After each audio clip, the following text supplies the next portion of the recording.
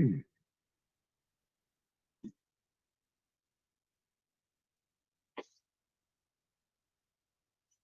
mm.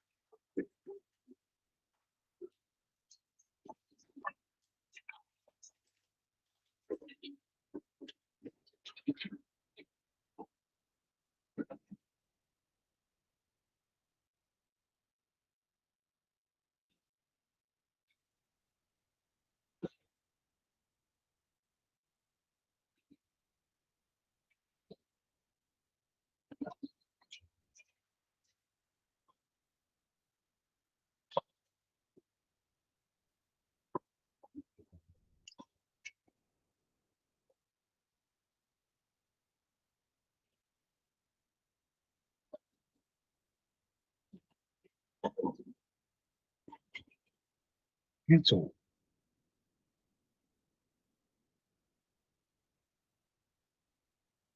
Yes. What the fuck you doing? Mm, hey.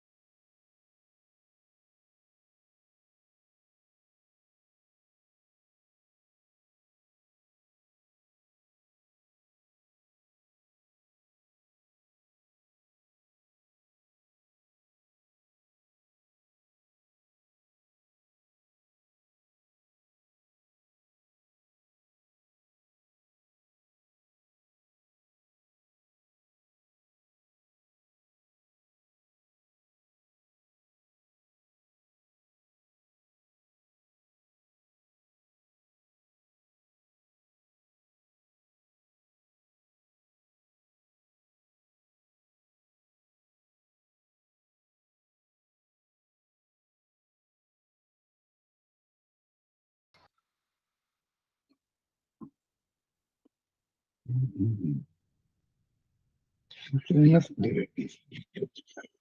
It's a hole in the wall.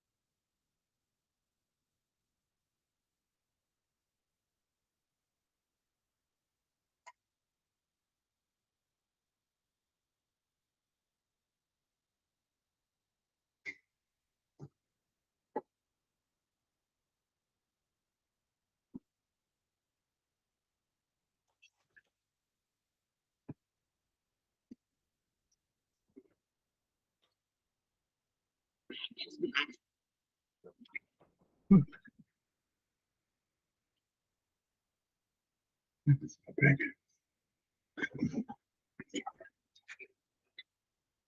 Nice.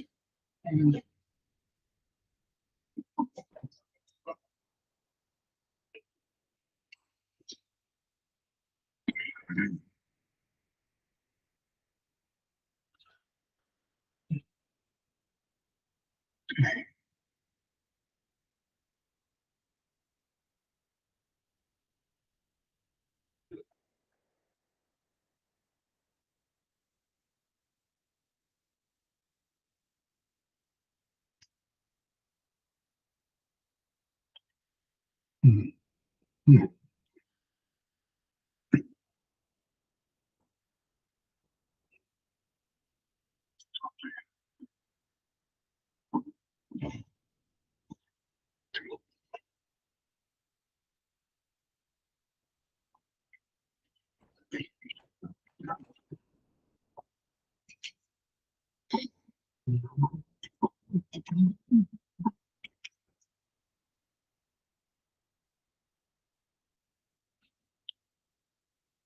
All right.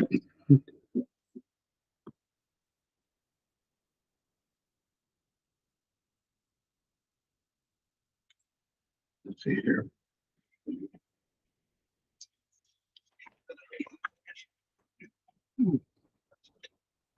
Hear that?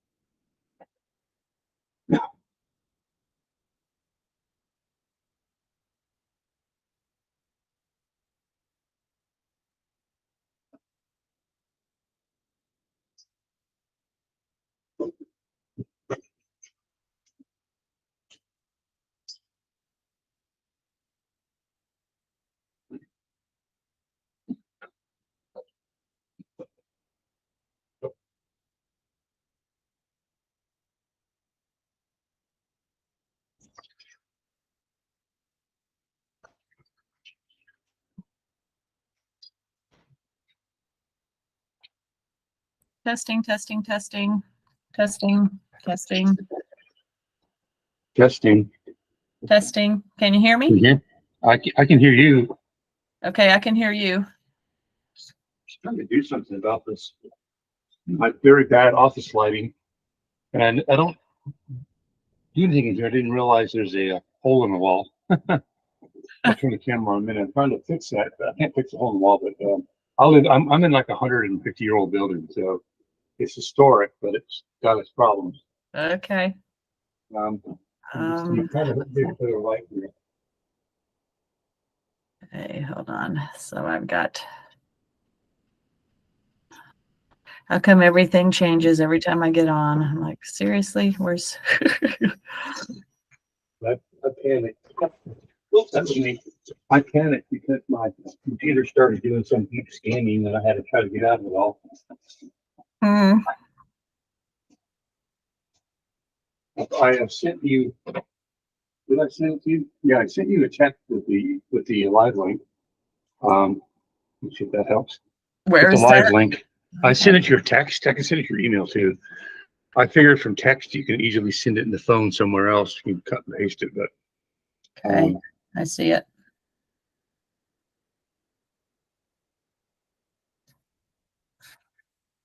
Oh, what's not working? Something's not working here. Hold on. I gotta think.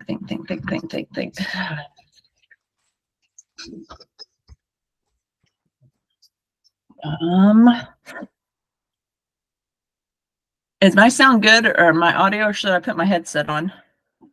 I maybe you can do comparison. I mean, I can't tell. Okay, let me go grab my headset.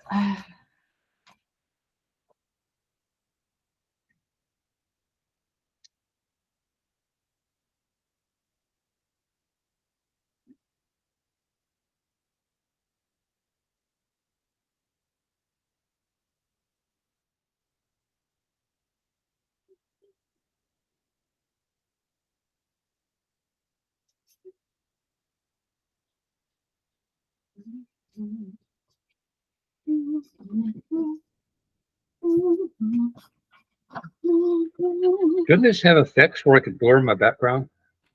Yes, that's what I'm looking for. I can't find it. Let's see. Okay, now I have a headset on. Is that better? Well, Not really. You can do before and after, I guess, because Okay. I forgot already. You forgot already? Yeah, I can't find the blur button. It's somewhere. Oh, yeah. Why can't anything be the same twice? Oh, I'm not even on the right camera. Oh, this is switch camera. Do you want this to be where anyone can send text messages, or you want me to shut that feature off? No, I want it to where anyone can send, because they might be saying they want to say something. Okay. You can monitor it. Okay. Today the camera is not working. Great. I'm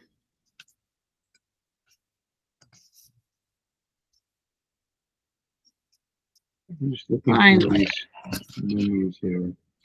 Okay, somewhere there's something about effects. Yeah. Oh, apply visual effects. That's what it is. I think that's changed recently. Yes, and then you can blur and personal backgrounds. They have lots of backgrounds, but the middle one is the. Where do you see that? Blur. Where's the icon? Down at the bottom with the triple dots that are vertical. You get the commands. There's apply visual effects. Okay. And vertical. Then Three dots to the vertical. Oh, the bottom right there. Bottom, of course. the bottom. Yeah, that's all I need to do. Probably apply visual effects. Right. Yeah, I think I just want to blur probably. Just trying to blur the terrible backdrop I've got. I could put myself in an office. I don't know. Right there. Bottom. Yeah, that's all I need to do. Probably apply visual. Yeah, just put a blur on it. There it is. Oh, that's not bad. Okay, I can deal with that. Okay, now I got to go back and figure out where it says record live stream. Let's see what that is.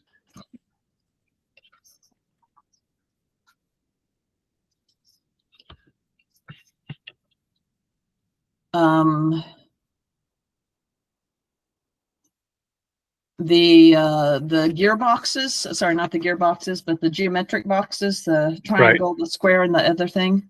Mm-hmm. Wasn't it there? I see that. Yeah, I do. I see that, but I thought there was one where it'll record the YouTube stream. I think this is going to record it and put it in my Google Drive.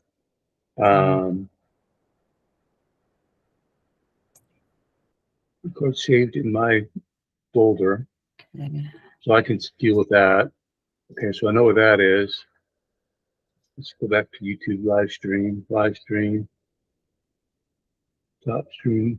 Okay, because there was no option when I did the live stream to record it, but I'm pretty sure I saw it somewhere. Then we'll have to record the Google Meet.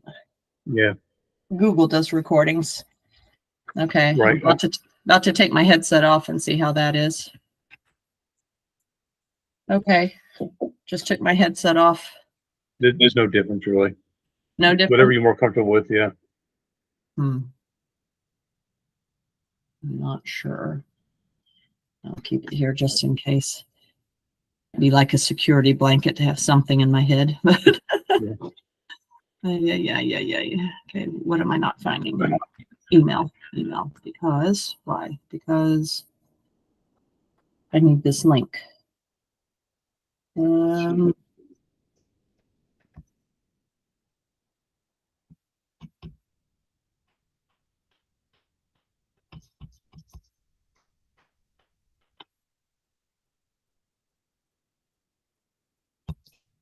well, it's for sure a different link than last night. Oh,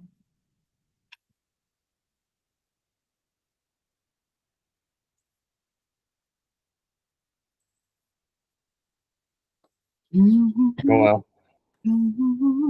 You're now live.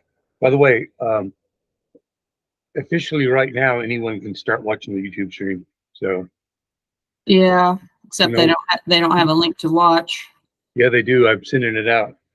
Oh. I'm just now. I sent it to my son a Oh, little while ago, but he's not even awake. I just put it on Skype under the under our joint one there between you and Alan and me. Yeah, they won't be able to speak if they join that YouTube link. Right. I should have said that, shouldn't I? Yeah, add that in because we want them on Google Meet, at least as church group. So, well, at least anyone who wants to speak, they need to be on Google Meet.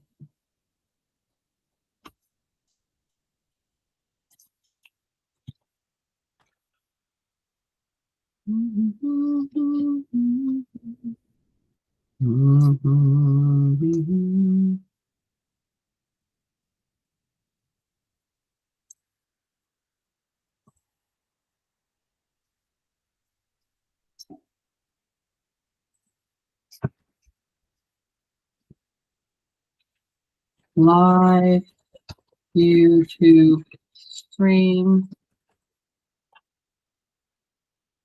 Let's keep things in memory from thing to thing. Copy. Save.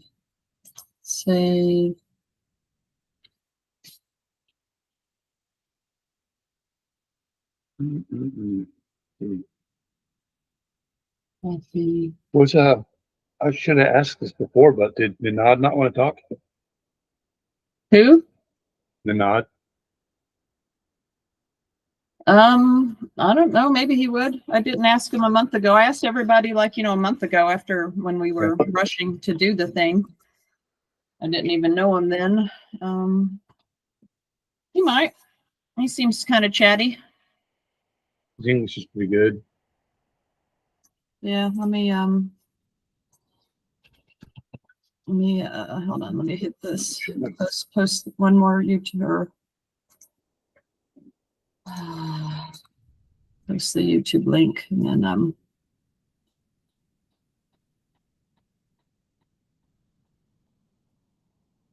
My video working? it was, hold on. Not on that screen right now. Oh, sorry. You can go there.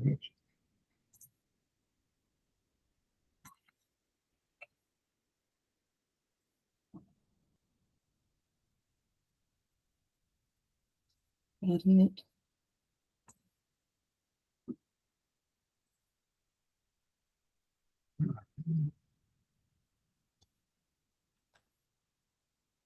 Google Meet call. YouTube live stream. I took it off. Save.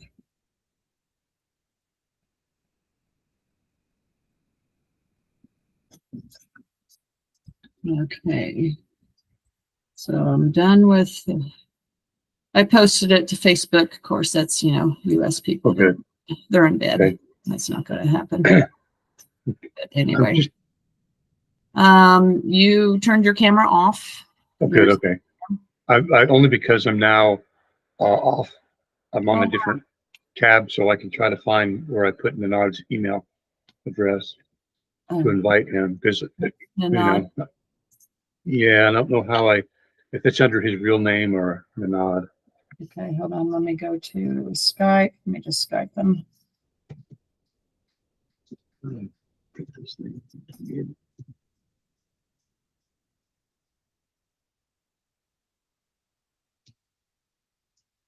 At that age, I would not have spoken. I think I have it. Let's see if this is it.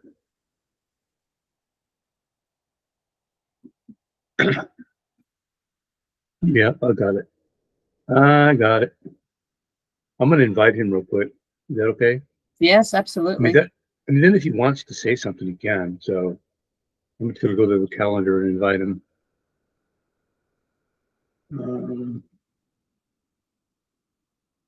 Edit. Ask guest. Are you speaking? I am speaking right now. Do you hear me? Yeah. Okay. Am I speaking? Oh, that's what you meant. Oh, come on. Are you calling me? Is that you? No, that's not me. That's Alan. Hey, Alan. Yeah. Are you speaking? I am now. You hear me? Yeah, but you need to be on Google Meet. We're not using Skype. Are you calling me? Is that you? No, that's not me. Okay. I'm hanging up. I'm going back to the Google Meet call because I'm trying to get things set up. Where do we go? To Google Meet. Go to the link I posted in the Hope of Israel group, okay? The Google Meet doesn't work. You have to have Google Meet installed on your phone or computer on your device. Worked last night. Okay. Yeah. Okay. Okay. Go to the Google Meet link. Terry just joined too, but you need to, we're not on Skype. We're not doing anything on Skype. So I put the link in the Hope of Israel group multiple times, but the last post for me is the link. Okay, I'm hanging up because I got to get these things up on my computer and my camera's not working.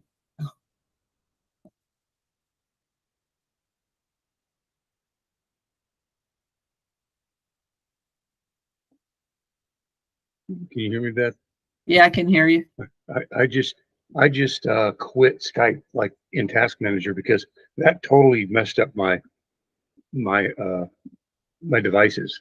Even when I closed out of that call, nothing worked for a little while. So I don't want somebody to call in again. Yeah. Okay. Now I'm on the wrong camera. I can't get my camera to switch. I don't have two cameras. Oh, there it is. Well, okay. I have my computer. Now you got it. Okay, there. Okay, now it's up there. Okay. Hey. Okay, I am blurred. That's a freaking wide camera on this. On my webcam.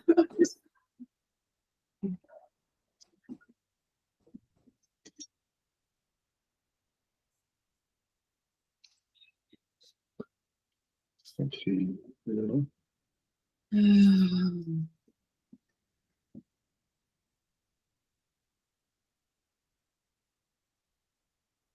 In 20 minutes. Have you heard from Randy, you said, or not? Oh, last night he texted at I'm gonna shut my phone off. Everybody keeps Skyping me. Well, I guess that's the problem, is they're used to Skype. No one listens or reads. It's only been posted 100 times.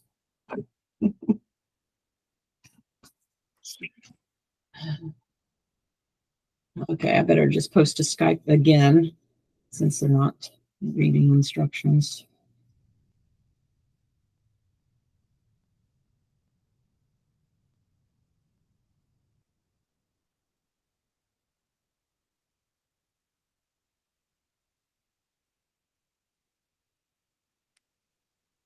Hello? Hello, who is this? This is Alan. Hey, Alan. You made it. Hi, Alan. Well, Okay. I don't know. This Google Meet thing doesn't work. It did last night. Well, you're on, so it's working. Yeah. Well, I had to do it with my phone, though.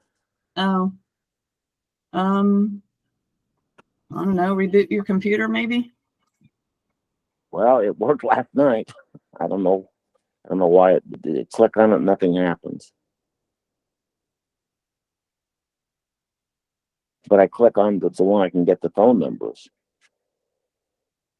Well, I mean, you really would not be using the ones with the phone numbers. You'd be using them on your computer. You'd be using Google Meet video call link. Yeah. Or you can use the app on your phone. You should just install the app. You can install it in about 1 minute. It's really kind of a small app. Well, if I did it on my phone, I'd still be on my phone, right? Being on your phone is okay, but you need to be on the, it would help if you're on the app, I think, because Yeah, I I think see so, that you too. dialed in, you're not on the app. You have to have the phone or the app installed.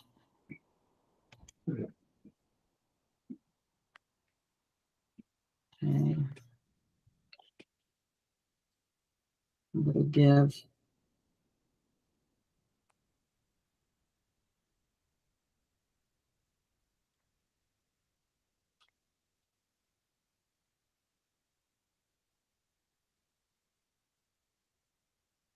Yeah, that's Google Meet. Who was I looking for? Oh, John. Okay,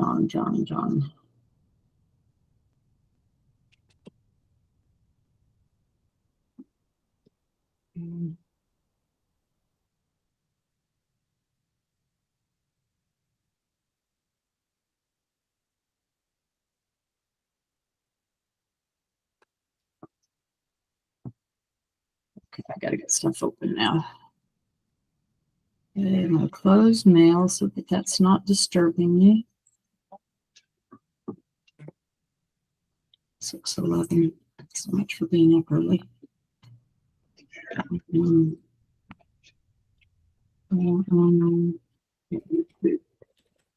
YouTube downloads.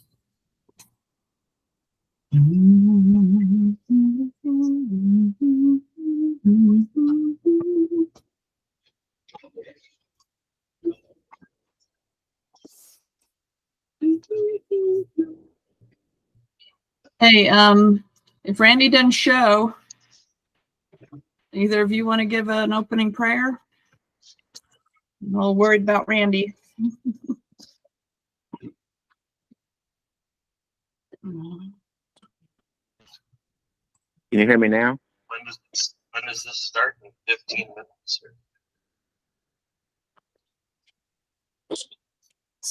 minutes. Sorry, someone's talking to me on Skype and I just killed the conversation. Who is that? Because I heard him all the way from here. Terry. Oh, hey, Terry. We're not meeting on Skype. We're meeting on Google Meet. Okay, so what am I on? You're on Skype you're now? on Skype. Yeah, my phone just keeps lighting up with Skype conversations. I don't even know how to What do I do here? You need to be on Google Meet. Go to the link I sent. I posted it in the Hope of Israel group. Yeah, I have the app and everything, but I don't know how to. What do I call in, or how do I do You that? click on the link. Yeah, don't call in. Click on the The Google link? link. Hold on. Hold on. I Now have a link. I've put it in Hope of Israel multiple times. I just put it again. Hold on. I'm sending it to your name now, specifically. I think it's in the email too. And it's in email. You've been invited by email as well. Okay, I'll see if I'll see what I can do here. Okay. Okay. Thanks.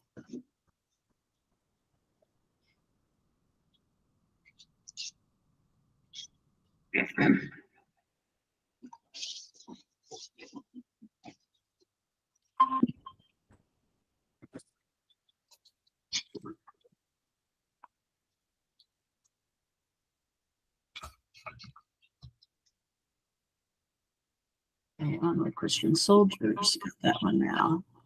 You got me now? You got me now? Now you have to turn something off. I got two things on. Two devices are on. You've got Skype on. Something. You're doing feedback on your phone or computer, or you're on two things. I turned the phone off.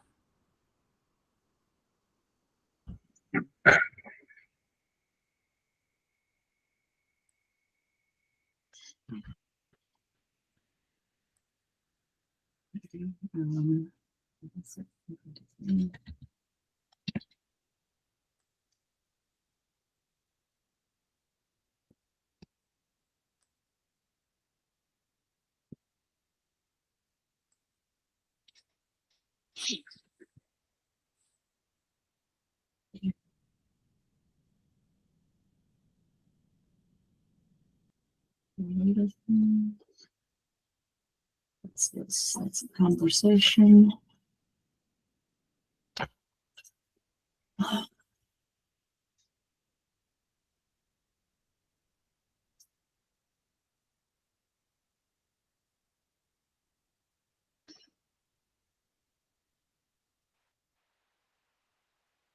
Hey, Jean. Hey, how you doing, Beth? Good. I'm gonna ignore you because I'm still trying to find my stuff. And then I go to bed with it all set up, and then it dies overnight. So here we go again. YouTube.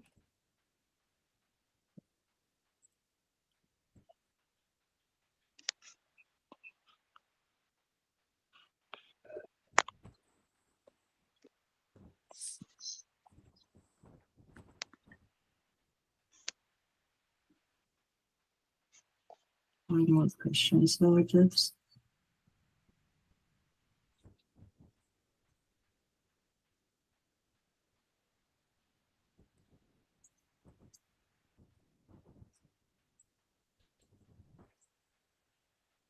Well, I'm fortunate that I got my phone today because my computer is completely on the blank right now. Oh, yeah. Trials of life. Yeah. Terry, can you hear? Yeah, sorry. No, it's okay.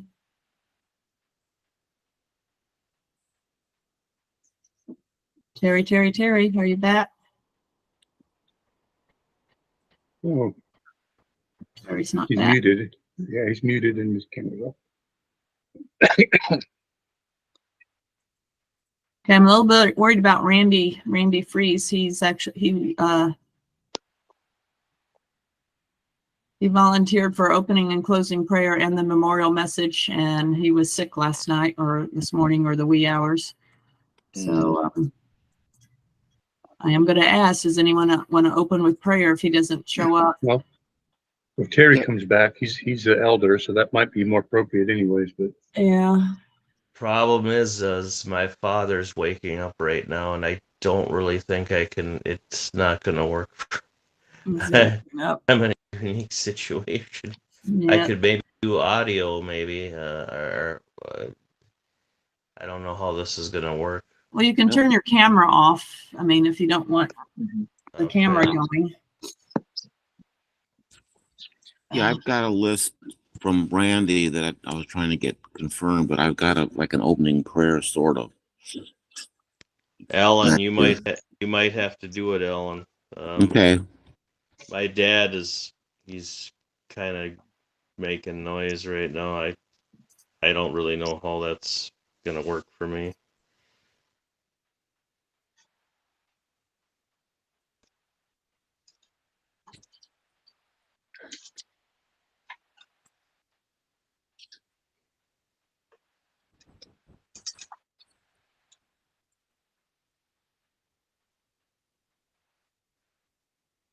Slideshow.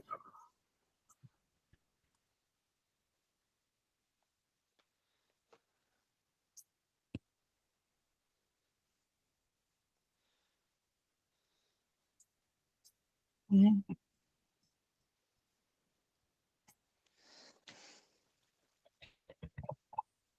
YouTube.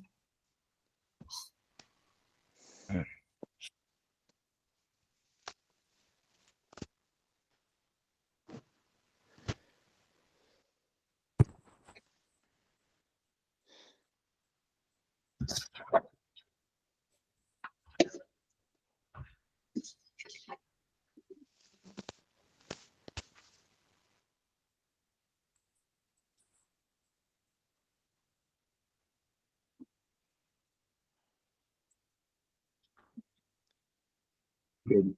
Hi, Matilda. Hi. Hi, Beth. There's John.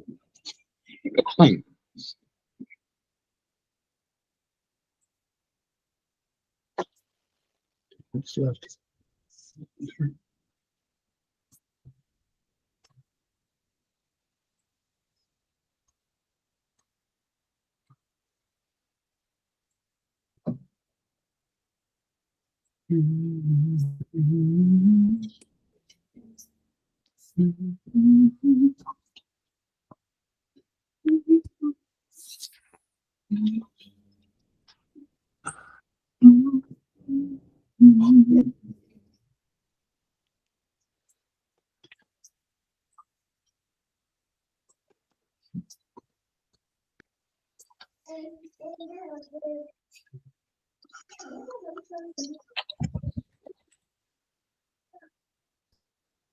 Or do you want us to mute? Hey, John. Yeah, Yes. yes, Hey, John. everyone will need to mute, except when you speak, though, but just, but yes, mute otherwise. We'll do lots of Hi, muting, John. so get used to your buttons.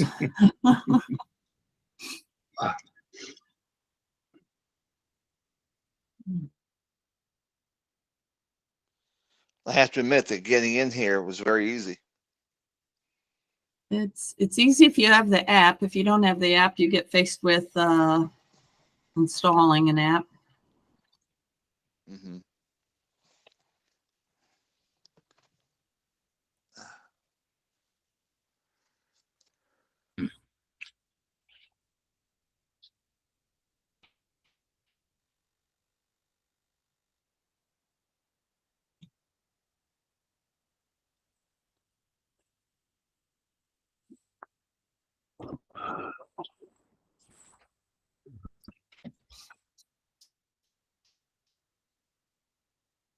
Good morning, Shirley.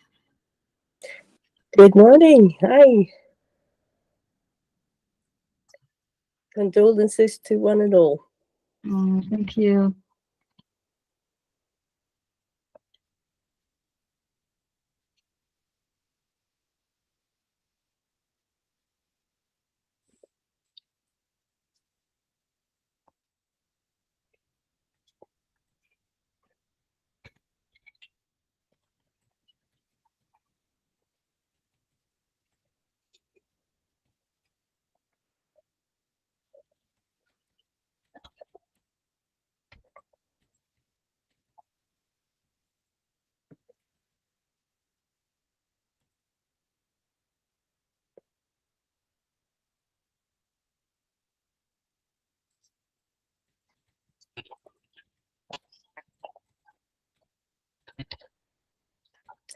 Oh, what an amazing man we're here to remember, eh? Yes, yes, he was. How did you know him? Well, actually, you know what? We'll be giving our we'll have a space for speaking. If you want to speak, you can volunteer and share a few words. I'll give that some thought. Thank you. Okay.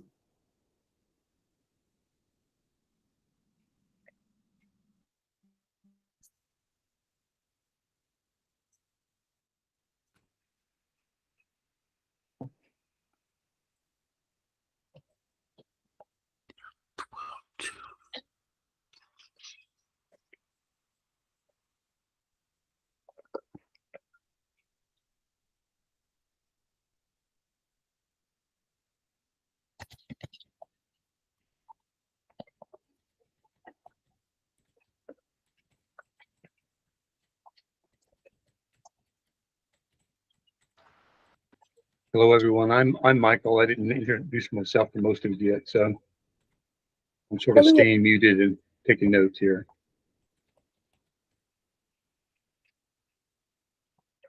Beth, my screen's all full of everyone's persons. when you present something, are they going to automatically reduce, or is there something we don't know I yet? don't know. I'm really not a Google Meet user. I hope so. I mean, hold on. We got about 5 minutes. Maybe put something on the screen just to see what happens to everybody Okay. if they move over to the side. Okay, let me do that. Let me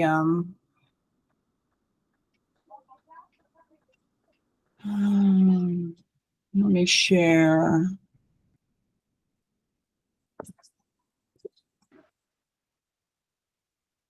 Okay, I'm going to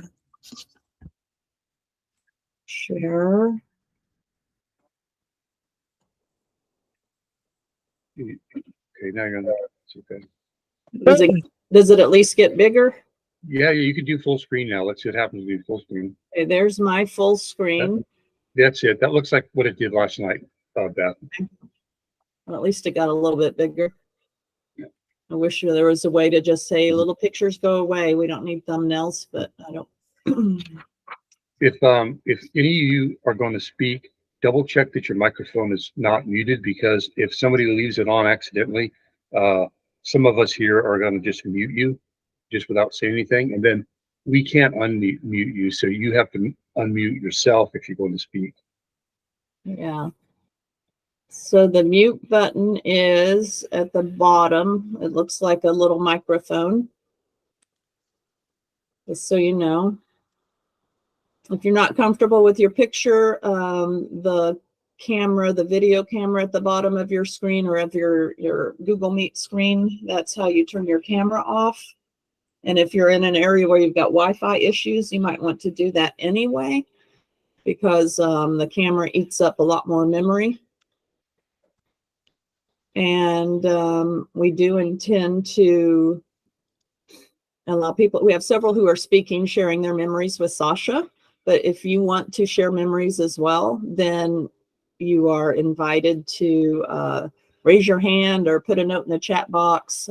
Mike Lyle, he's watching the chat box, and maybe others can help with that as well. But yeah, raise your hand, because we definitely want to call on you if you want to speak. But we have a lines or a line of speakers who have prepared messages to share their memories with Sasha, and we would want all of you to engage who want to.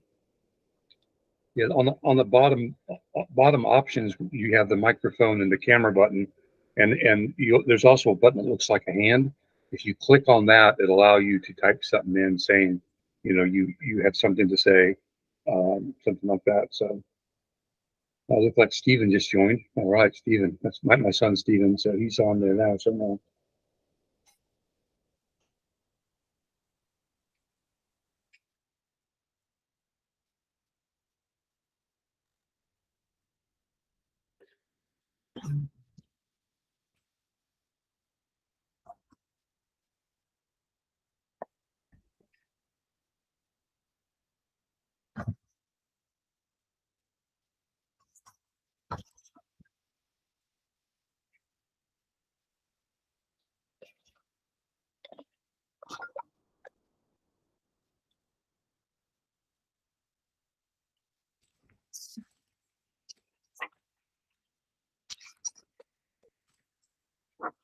Okay, still waiting on Randy Freeze to join, and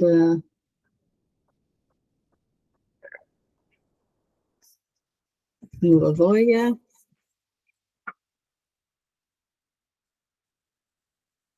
Oh wait, the little boxes are getting so many that now I can't see everyone.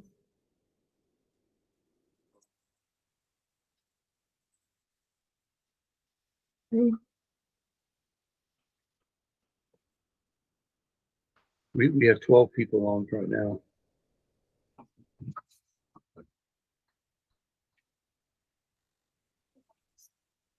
So Roger White said he was doubtful. He didn't know. Jamie Stonham is still ill, so he's out. Although he said he would try to tune in.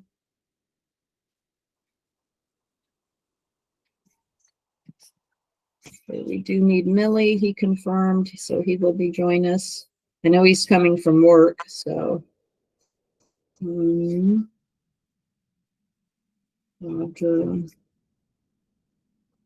was maybe.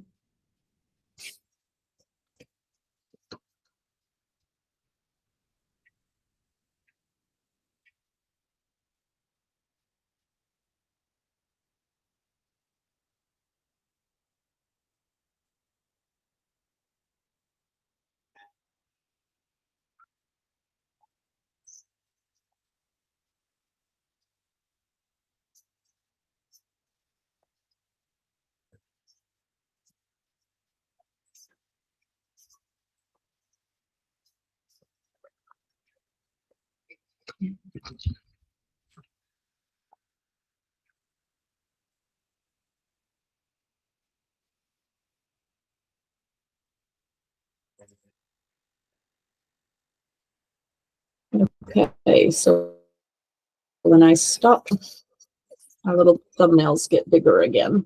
Okay.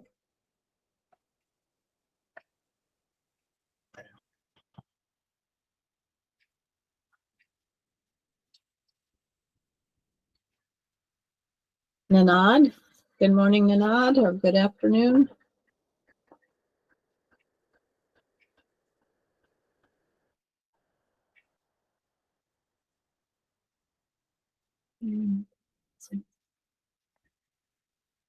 Hey, Jamie's joined us. Hey, Danny. He's still looking for Millie. Hello, everyone.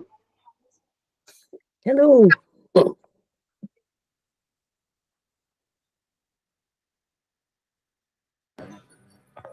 Hello, people. Hello. I'm a little bit. I'm not home because I have problem with parents that always jump into my room, and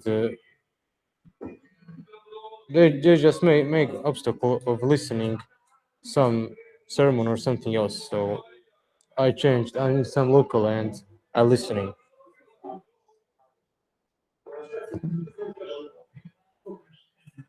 Emily, tu si.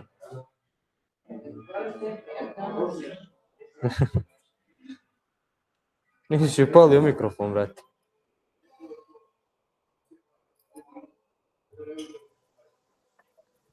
Can you hear me? Yes. Can you hear me now? Okay, Yes. hello everyone. Tilda, my dear. Hello. Hello, hello, Millie. Hello, Mike. Shalom. Hey, Mike. It's the first Hey, time that I see you. yeah, I'm in a 100-year-old office, so it's not that good of a place, but here I am. My son Steven's on somewhere too. I don't know if he's got his camera on, but No camera, but that's okay. I see his name. He's still on. Okay, so waiting on Randy Freeze now.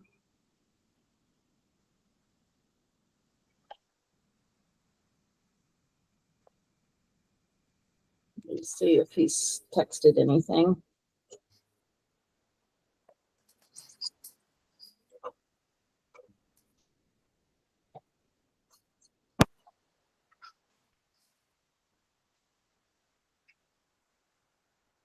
Actually, you know what? I'm just going to go call him. So hold on.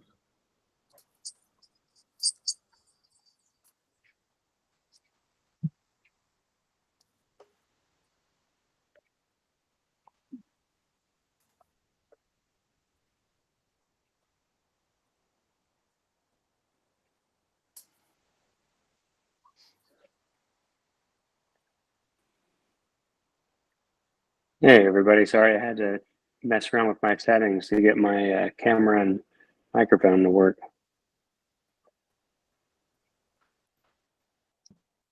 there he is. Hey, Steven.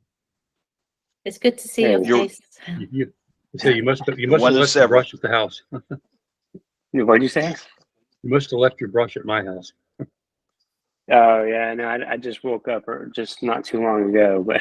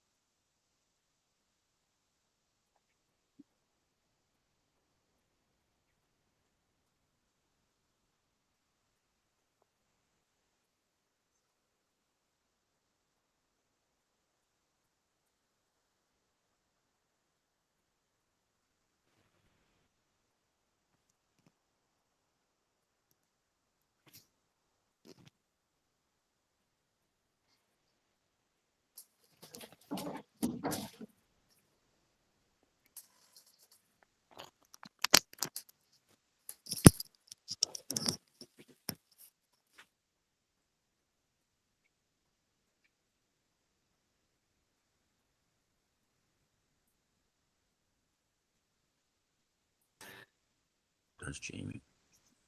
Hi, Beth. Sorry, I was getting kids so, into bed. I'm so sorry. Jamie. I'm so sorry you're sick, Jamie.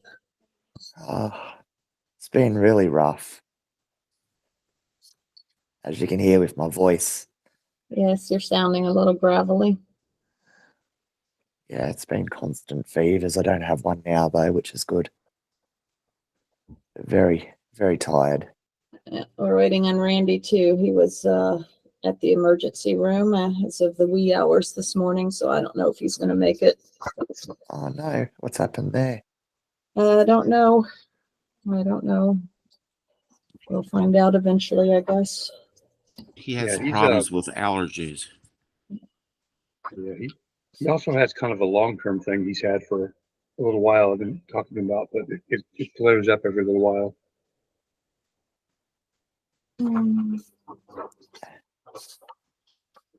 Yeah, Beth. Yeah. Yeah, Okay. I've got Randy. Well, he sent me what he wanted to do, and it's wanted me to help edit it, and I just read through it, and I said I can stumble around and provide sort of kind of, I think, what he wanted to say, the opening prayers and the conclusions, and if you need that. Okay. We don't hold him. Okay. If he doesn't join, so he was first up with a message.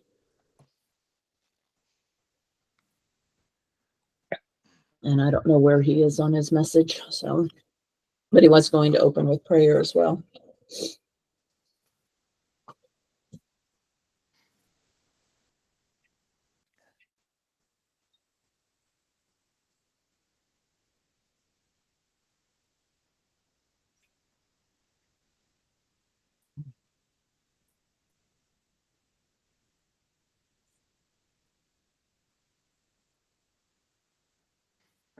Oh man. Jamie, I see your pictures that you just sent me. They're not in the slideshow. I didn't even think of it until I thought of it yesterday, but I just been so unwell. Anyway. Takes a long. That's a long slideshow, and it takes a long time for it to convert to video, which is the only way to present on Google Meet. Oh, is it? Sadly, yeah, that was my unfortunate learning, not last night, but the night before when I was finished and nothing worked. Or at least the audio would not, the audio doesn't, or PowerPoint is not compatible with Google, go figure. Microsoft and Google don't like each other. So I would love to put your pictures in the show, which I will do later, but it won't be shown today, sadly. Yeah, I've got some video of the baptisms and stuff like that. And a video of him eating Vegemite. Oh, that would be awesome. Yeah, he always joked about Vegemite, so I made him have some. Yeah.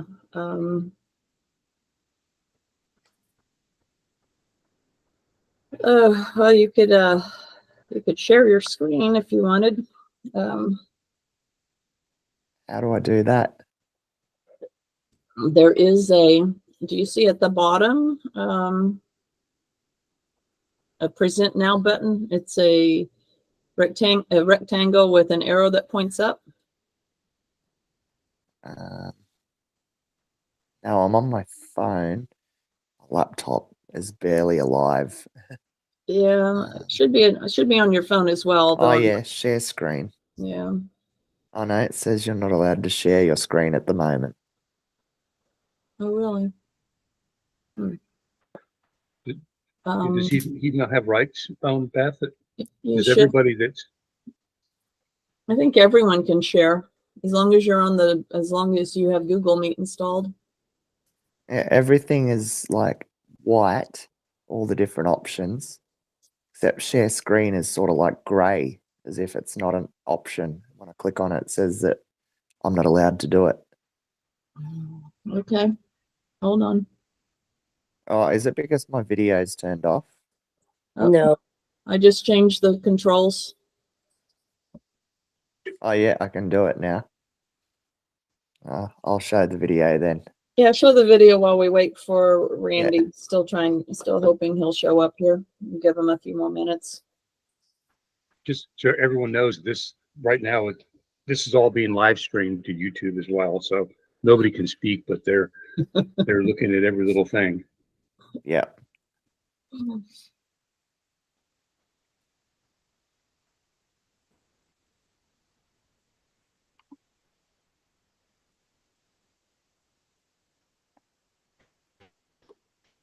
Yeah. Well, to all of our friends in the world, greetings to Texans in particular. Well, here is a thing called Vegemite. Australians say it's very tasty, some hate it for good reason. And now here am I to taste it for the first time. If I survive, fine. If I don't, you can find my will in my drawer. Just face that way when you want to spit it out. You ready to? Right, I want to go to you. Are you ready to meet Christ and the resurrection? I'll see you there. All right, there you go. Yeah, the aftertaste. Trouble, the biscuit's quite strong in flavour, so you need it on bread. No, this is Roger's joke. Right. I should revenge to you, Roger. Don't worry. Well, I tell you what, it's better than Bonox. Have you ever had? Oh. Bonox or Marmite. Well, Marmite is a New Zealand version, right? They'll go English. Is it enough, Jamie boy? Do you want to keep all the rest? Have another bite. It's cheating with the cheese on. And you just assisted, you know. Needed a little bit more. I'll be kind to you. Next couple of days, we'll get you a bit of bread and butter with a bit of veggie on it. No, please. And you'll be so thinking, well, I survived. The taste is whatever. It's not so bad if like honey, you put the Vegemite on first, then layer the butter on top. Well, I guess as a seasoning for food, this could work. No, after this. Oh, yeah. That could work as a seasoning. We used to have it made into a soup if we were sick. Exactly, it's good. You know that you... So see, if you're sick, put it in a soup. You can find it anywhere in the world, because Australians are very proud of their Vegemite. I survived. Look, goodbye to everyone. Until next time.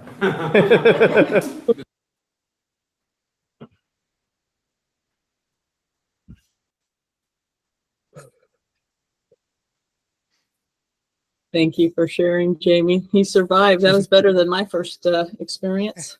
Yeah. Yeah, it was a fun time. Well, we are not hearing from Randy.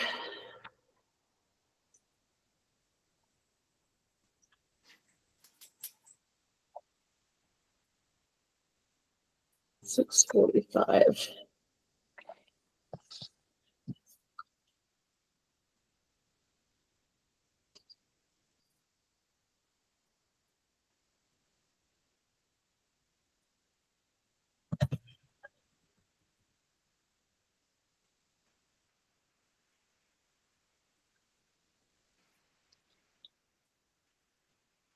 Okay, Alan, have you heard anything from Randy by chance this morning?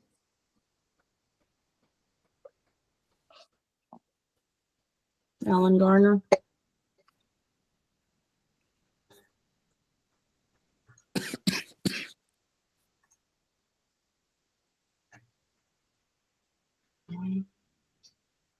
Alan, you're muted.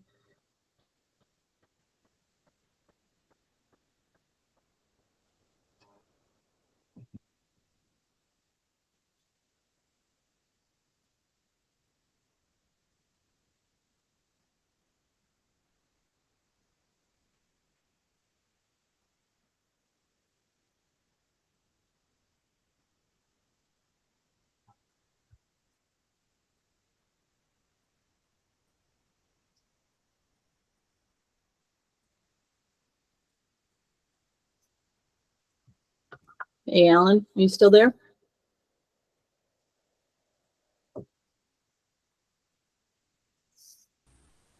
Yeah, I'm here. Step away. Okay. Have you heard anything from Randy? I don't have any texts from him. He didn't answer when I called. I was gonna say, if you didn't answer, I was waiting for you, but if he didn't answer, then I haven't heard anything.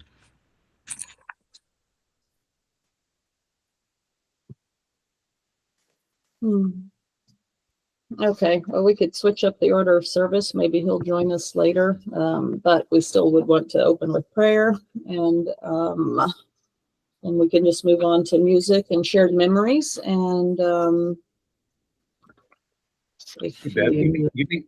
Beth, give me 1 second to make sure everything's recorded right now. Give me just 1 minute. yeah, we don't have, and I haven't started recording. I'm waiting for us to stop chatting. Beth, you going to record on your end?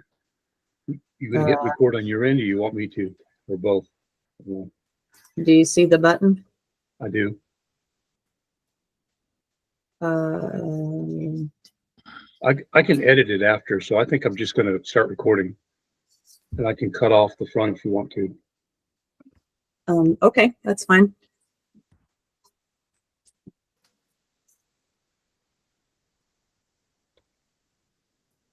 Okay, well, with that, so our Randy, who is planning to open, was not feeling well last night, so I think we'll just start without him, and maybe he will join us. But Alan Garner has stepped up and said he'll open with prayer. So let's start with that, and then I'll give you a brief overview as to how we will run the program today. So, Alan? All right.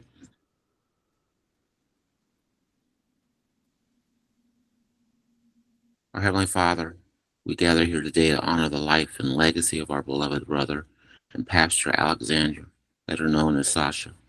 As we have reflected on his faithful service as the elder and the hope of Israel Worldwide Church of God, may your presence be with us. Bring us comfort and peace to all who mourn. We ask this in the name of our Lord, Savior, and Master, Jesus Christ. Amen. Amen. Amen. Amen. Amen. Okay. So, for those of you who are international, perhaps you're not aware, but this is Memorial Day weekend for us in the United States. That is where we pay tribute to those who not only answered the call of duty, but who are also gave their life for our country. And Sasha was definitely a Christian soldier.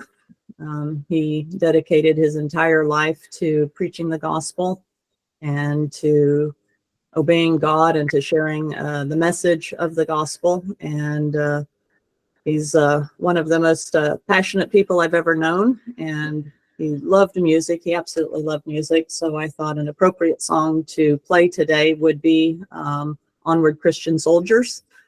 So I searched long and hard trying to find a good video that would be reflective of Sasha and the message that he constantly gave to anyone he met. And I wanted to share that with you now.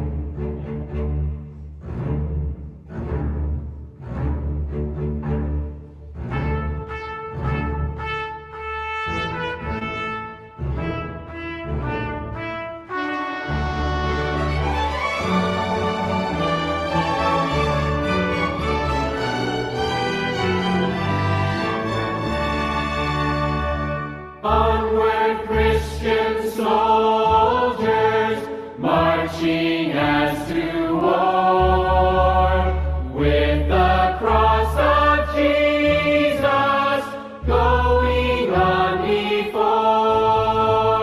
Christ the royal master leads against the foe, forward into battle, see his banners go. Onward, Christian soldiers, marching as to war, with the cross of Jesus going on before.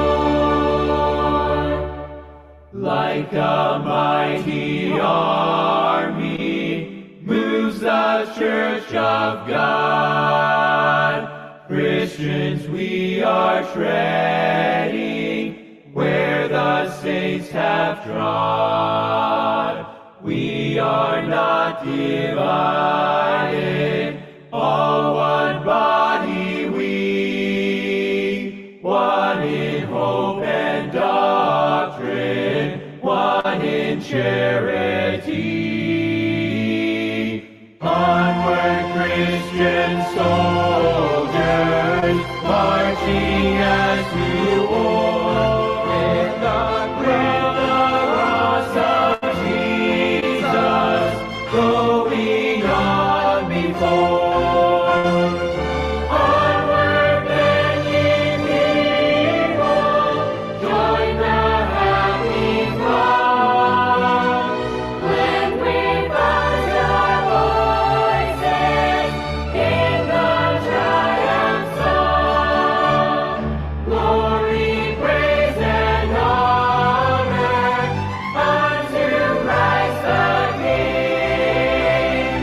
Peace through endless countless ages, angels sing. Onward, Christian soldiers, marching as to war, with the cross of Jesus going on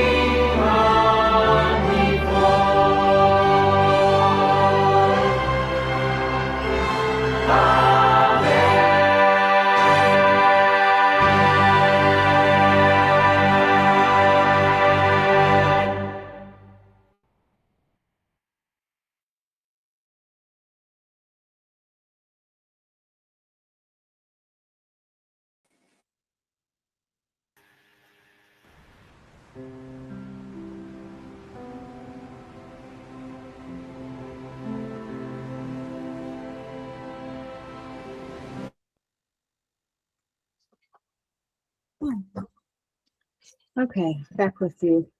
So at this time we would have heard from Randy, but since he's not here, I think what we should do is just, I will go on with reading the obituary.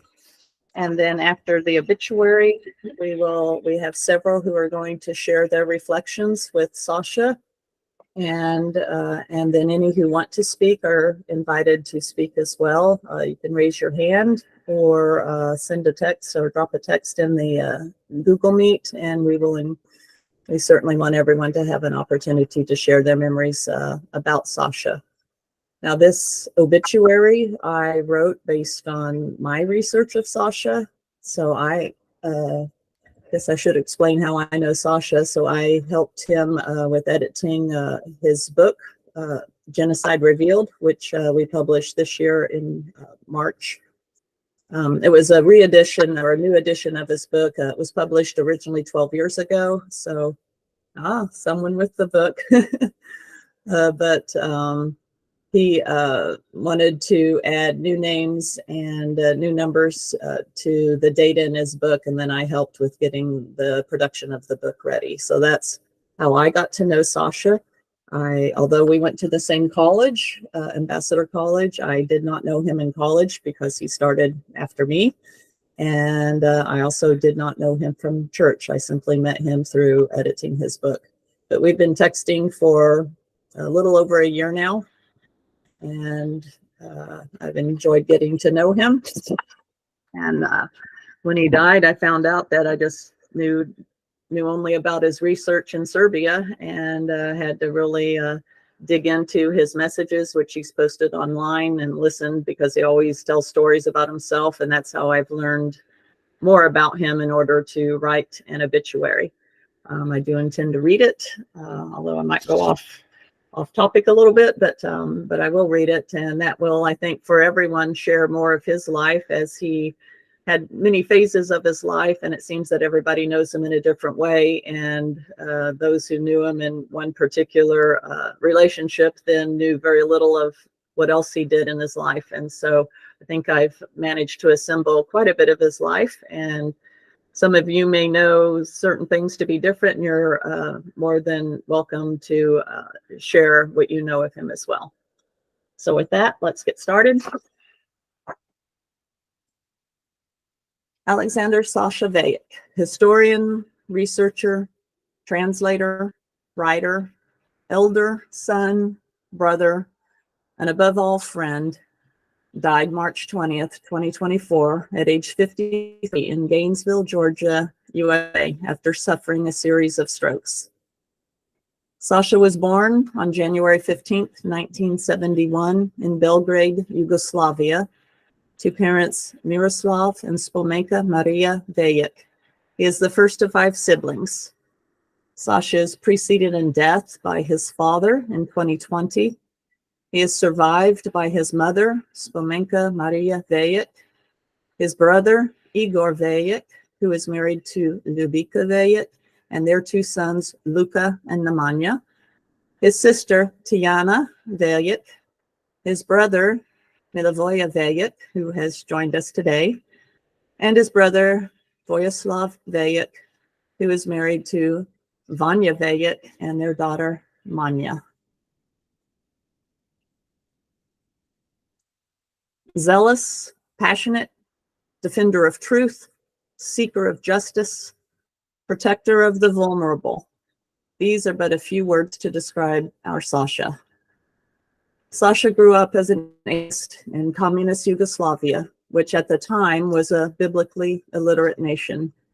In 1990, he graduated from 6 Belgrade High School with a librarianship major. Towards the end of 1991, during the civil war in former Yugoslavia, he went to stay with relatives who offered refuge in London, and there he studied at Francis King School of English. His Aunt Matilda's shining example of Christianity led him to also voraciously study the Bible. And that Aunt Matilda is joining us today. On March 10th, 1992, just a few months after arriving at her house, he was actually baptized in a church library.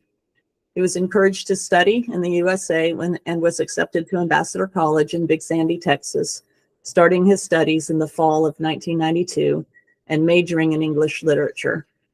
Sasha was the first person from an Eastern Bloc country to attend Ambassador College. In 1995, the college veered away from its biblical teachings, and Sasha, always a defender of the truth and zealous to obey God, formed the Student Underground to counter false doctrines and to provide community support to students who were committed to biblical teachings. Due to the false teachings, Sasha elected to not remain at college for his senior year, and he left in the summer of 1995. He headed to El Salvador, where he taught English at the Academy of European Languages while he waited for the war to end in the Balkans. Sasha returned to Serbia on July 16th, 1996, now a very different nation than the one he left in 1991. Finding employment was difficult, if not impossible, because he observed the Sabbath and because he was not a member of the ruling political party. Sasha believed it was his duty to God to spread the gospel, and he began to translate church literature into the Serbian language. Sasha remained faithful to God's law and active in the Church of God throughout his life. On February 9th, 2017, he was ordained an elder at a conference in Nairobi, Kenya. During this time, Sasha also collected a sizable library of rare books of historical and religious significance, and he officially founded the Hope of Israel Library on July 16th, 2018, exactly 22 years after arriving back in Serbia. He named the library after the God of Israel, deriving its name from Jeremiah 17. Sasha also traveled to many countries during his ministry, both baptizing and preaching. In 2022, Sasha founded an internet radio station named The Hope of Israel Worldwide, which broadcasts 24 hours a day to warn the nations and to introduce listeners to the Christianity of the Bible. In March 2023, Sasha went one step further and founded the Hope of Israel Worldwide Church of God, with the mission to reach the world through the true gospel of Jesus Christ, spreading the good news of a future supernatural deliverance coming to all nations, a deliverance from anti-Semitism and conflicts in humanity. Sasha has been conducting weekly church services in both English and Serbian via Skype. Sasha was zealously driven to make a difference in the lives of others, not only for his brethren in the church, but also his society and his country. With his brilliant mind, a penchant for research, and a dedication to truth, upon his return to Serbia in 1996, Sasha also embarked upon deep historical research, which resulted in exposing chilling crimes of the Hungarian Nazi forces and their allies in occupied northern Serbia during World War II. He unraveled a concealed narrative of the January 1942 Novi Sad Razzia massacre, where more than 12,000 civilians were brutally murdered and their bodies discarded into the frozen rivers of the Danube and the Tisa. He's published several books in both Serbian and English, documenting his painstaking research about this genocide against Serbs, Jews, and others. For 28 years, Sasha has diligently searched to not only find and interview survivors of the Razzia, but also to document their names and the numbers of those who were murdered. He found an additional 4 names as late as January of this year, which were included in the new edition of his book, Genocide Revealed, which we published on March 9th. This book stands as a testament to the fallen and captures countless personal fates and stories. It urges readers to confront the evils of history and to remember both the victims and those who survived to tell their stories. Sasha is the founder and president of the Holocaust Memorial Society in Serbia. In 2008, he and another member discovered a long-forgotten Holocaust site in the village of Perlez. Sasha is passionate about educating others so that history is neither forgotten nor repeated. Each year, on January 23rd, he and others march to the Strand on the Danube River, to the exact spot where in 1942 thousands were thrown under the icy waters, and they conduct a memorial service for the fallen. Sasha speaks at these memorials. Sasha was also vocal at protests. He protested Sandor Capuro's acquittal. Capuro was one of the perpetrators of the 1942 genocide, and he stood trial in 2011, 70 years after the war. He was acquitted of the war crime charges. In addition to educating his nation on the genocide, Sasha fought to prevent Monsanto, now Bayer, from being allowed to bring GMO crops into Serbia. Sasha also spoke against the criminality of forced vaccinations. Not only did Sasha write about biblical teachings and history, he's also the author of a successful handbook on basic English grammar for Serbian students. He was clearly a man of many talents. In February 2024, Sasha traveled to Gainesville, Georgia, to the United States, his first return since departing in 1995. He was so excited to be returning to the U.S., texting the tune, "Georgia, sweet Georgia on my mind" at every opportunity. Sadly, he suffered a light stroke just 3 days after arrival, and then a subsequent severe stroke 2 weeks later. He lapsed into a coma and did not recover. Sasha had a fiery temperament. He had a big and generous heart. He lived a simple life. His efforts were focused on preaching the gospel and caring for others. Sasha loved God, his brethren, his friends, his family, his country. and his 4 cats who adopted him. Sasha's impact is far-reaching and incalculable. He will be sorely missed by all, and he leaves shoes which no one man can fill.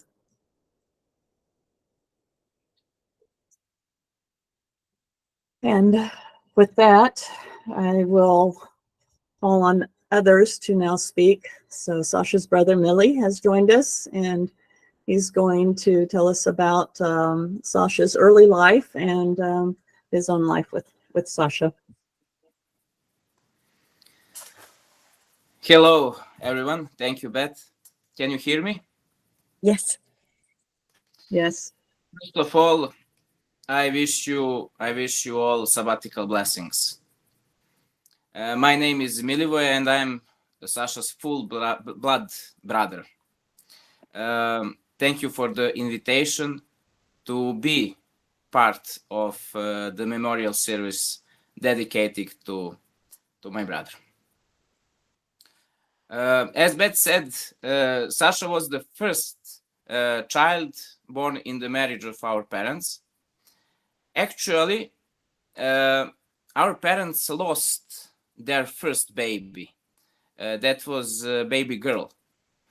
Our mother barely survived this labor, and doctors concluded that she will not be able to have children. They suggested to father to took her somewhere far away from the city, to go in some beautiful nature, to go on the mountain or to go to the sea for at least 1 month, just to recover from that shock. 3 months later, they came back to the hospital because our mom stayed pregnant again. Doctors were very angry. They shouted to my father, does he know that she is already with 1 leg in a tomb, in a grave, together with baby, of course? And they advised abortion. But mom wanted family so much, and she decided that she is going to born a child, even if that will be the last in her life. A few months later, Sasha was born. 3 years later, our brother Igor was born. 4 years later, our sister Tiana was born. And 5 years later, I was born. So Sasha was 12 years older than me. I still have in my memory some freezed frames from the earliest childhood. I remember when he took care of me. I remember we were walking through the forest near our house. We lived in a very small flat, just with 1 room on that time. He was excellent pupil in primary school. He got some awards, and at the ceremony, the director of the school asked him, how is it possible that he is so good in school when everyone knows that he lives in small flat full of younger brothers and a sister, that this small place must be very, very noisy place. And Sasha replied to him at the ceremony that he studies in the bathroom. While sitting on the toilet bowl, that is the only quiet place at his home. Soon after I was born, we moved to a bigger flat in the house which was built by Yugoslavian army. We were the first civil family in that house. All around us lived generals, sergeants, majors, colonels, and or other people employed in the army together with their families, of course. On that place was born our youngest brother, Vojislav, in 1987.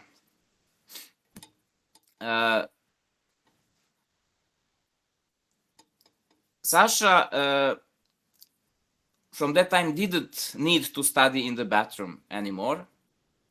I remember how he was studying, then going around the room in the circle like a tiger in its cage, with the book in front of him, and from time to time he just said to me, "Shut up, shut up." And he used to say it in English. So that were the first English words I've ever learned. So I was still a child when he finished high school and he went to the army to do his military service. And unfortunately, then started war in Yugoslavia. That war was a war between nations with the same DNA in blood, but with different cultures. And what is more, what is worse, that was war between three religions, between Catholics, Orthodox, and Muslims.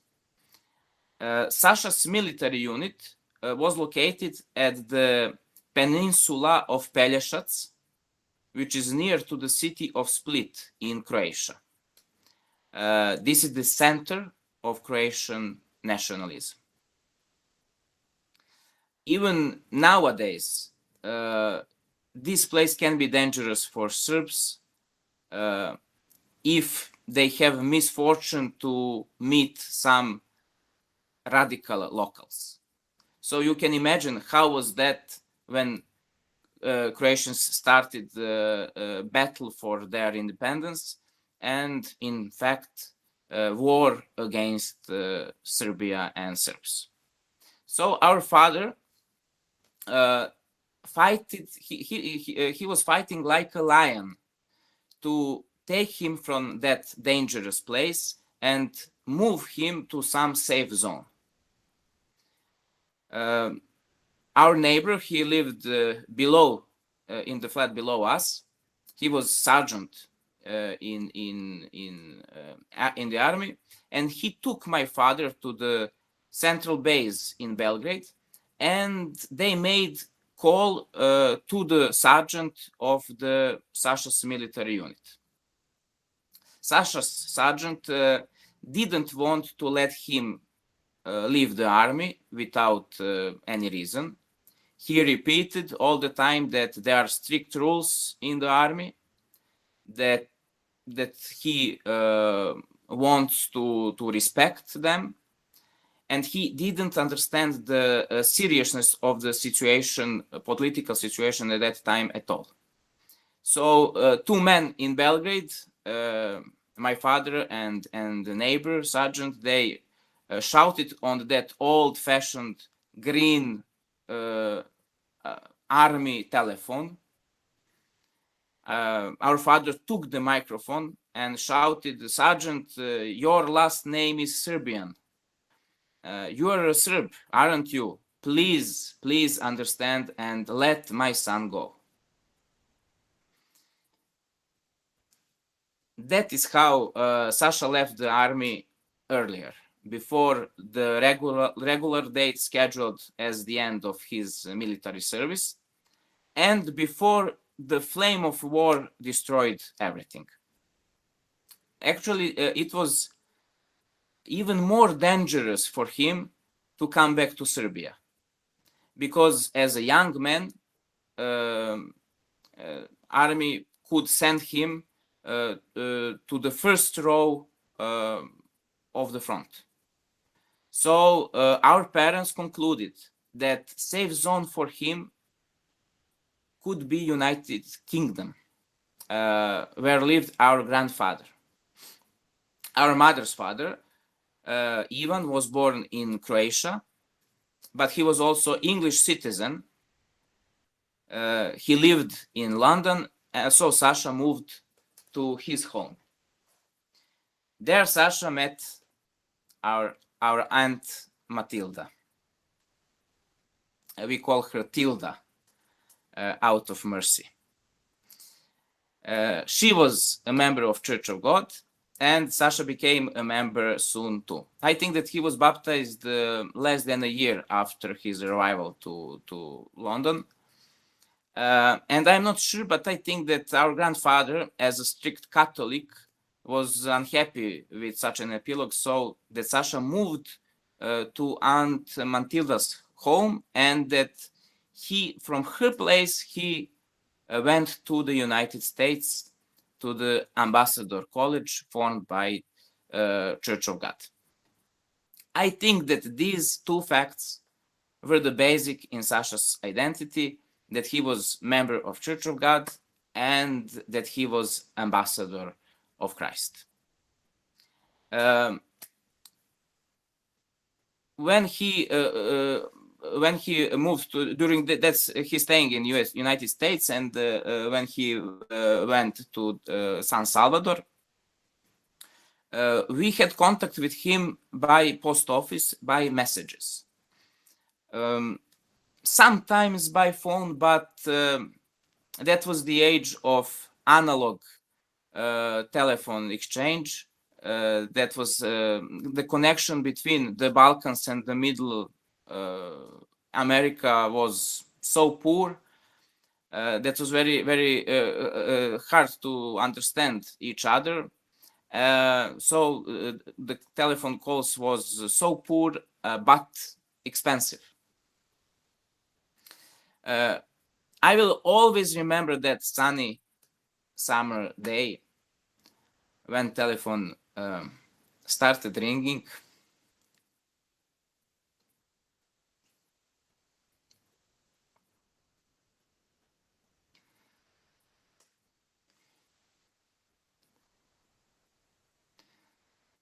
Mother pick up the phone, and I heard her, "Sasha, my son, oh, what a surprise. Well, I hear you excellent. How is it possible? I hear you like you're next to me. How is it possible?" And Sasha just replied, "Because I'm here, Mom. I'm in Belgrade. And until 1 hour, I will come to visit you." So Mom started to thank God, because of course that she was so worried and afraid during all these years while he was abroad. I ran down to the entrance of the house to wait for him, and in that period of time I was already a boy. So when he arrived, I actually met my oldest brother for the first time.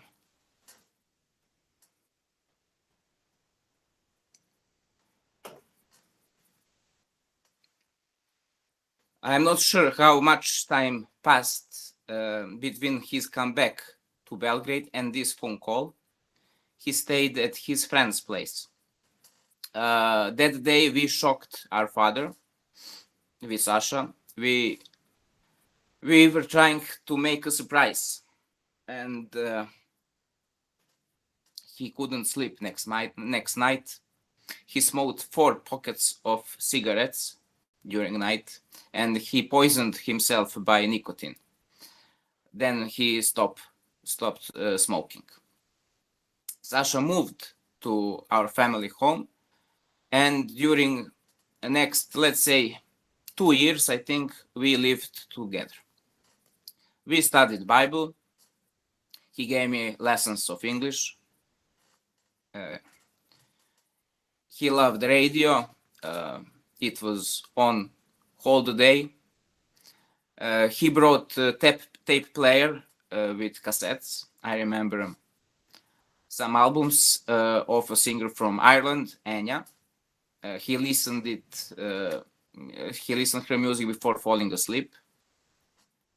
I still have her albums in my car. And that was very, very difficult time for economic in Serbia. We were under sanctions from United States and almost whole the world. Sasha was talking that he's trying to find a job, but even when parents found some of them, they found some proposals for him and some contacts. He found faults in every single of them, and refused them all. He started to spend whole days in his room. He translated books and brochures by Herbert W. Armstrong. And it is easy to understand why this, let me say, eccentric lifestyle was hard for parents to accept. He even stopped to eat together with us in the dining room. He ate alone in his room. So this toxic atmosphere grew up fast. So he decided to leave the parents' home and to live alone. But we stayed connected. We met very often in Belgrade synagogue, where he became close to Jewish society in Serbia. Sometimes we went to worship service in Church of Adventist of Seventh Day.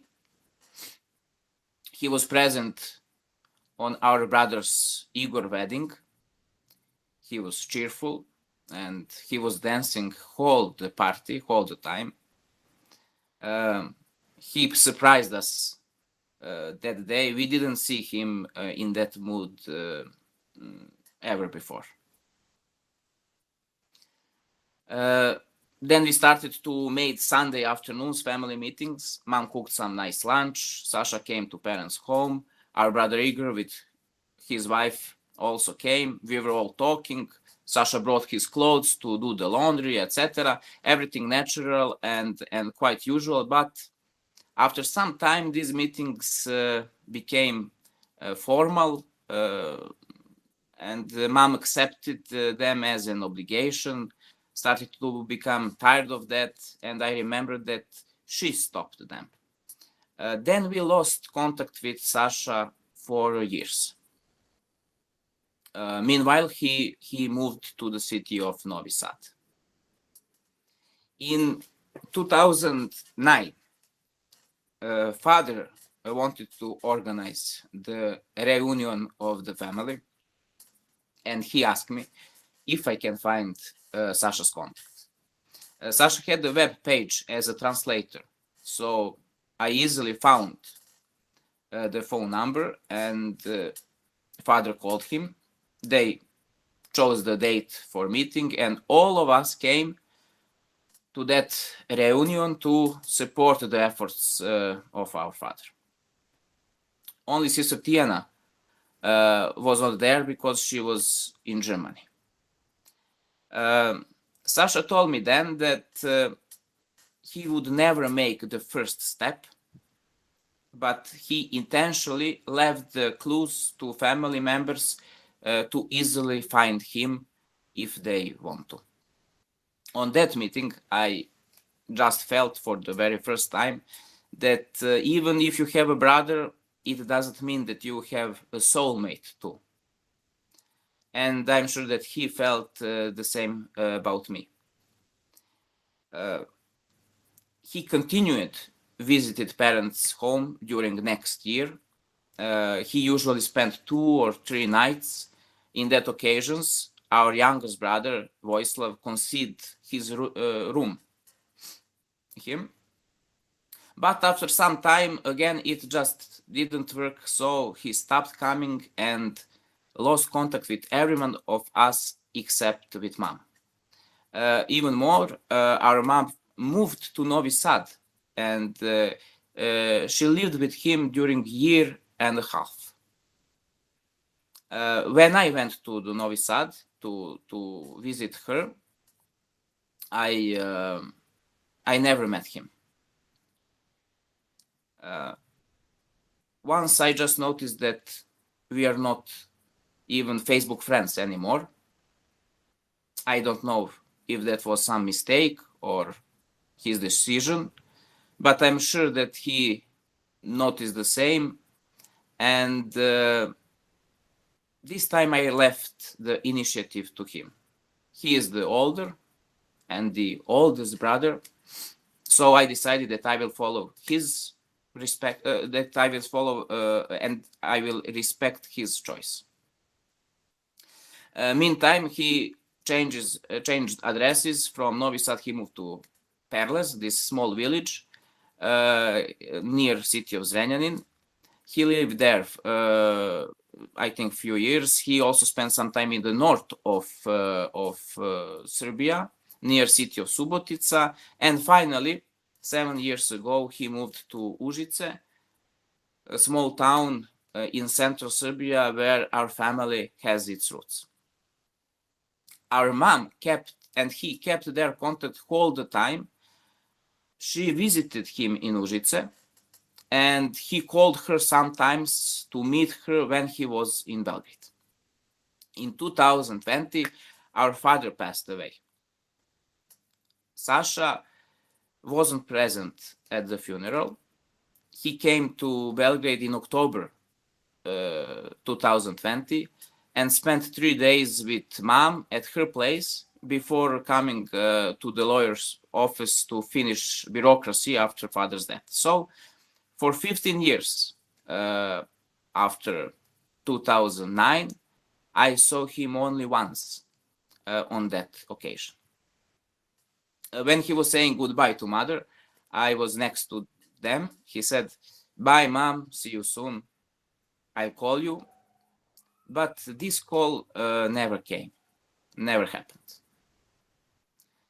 Our mom still doesn't know why, and she will never know. Less than 4 years later, in February 14th, on the day when our brother Igor celebrated his 50th birthday, I got a phone call from Dragana, Sasha's friend from Užice. She asked my colleague for my phone number, and she called me and told me sad news from Georgia. And on this place, please let me to take this opportunity to express my gratitude from the bottom of my heart to Mr. Michael Lyle.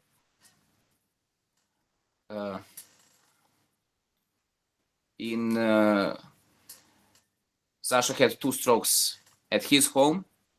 I can imagine how dramatic and stressful that was for him and his family members. I'm deeply touched with the care which Mr. Michael Lyle took about Sasha during his stay in hospital. I visited him every day and stayed with him in his last moments. I want to express my gratitude to Mr.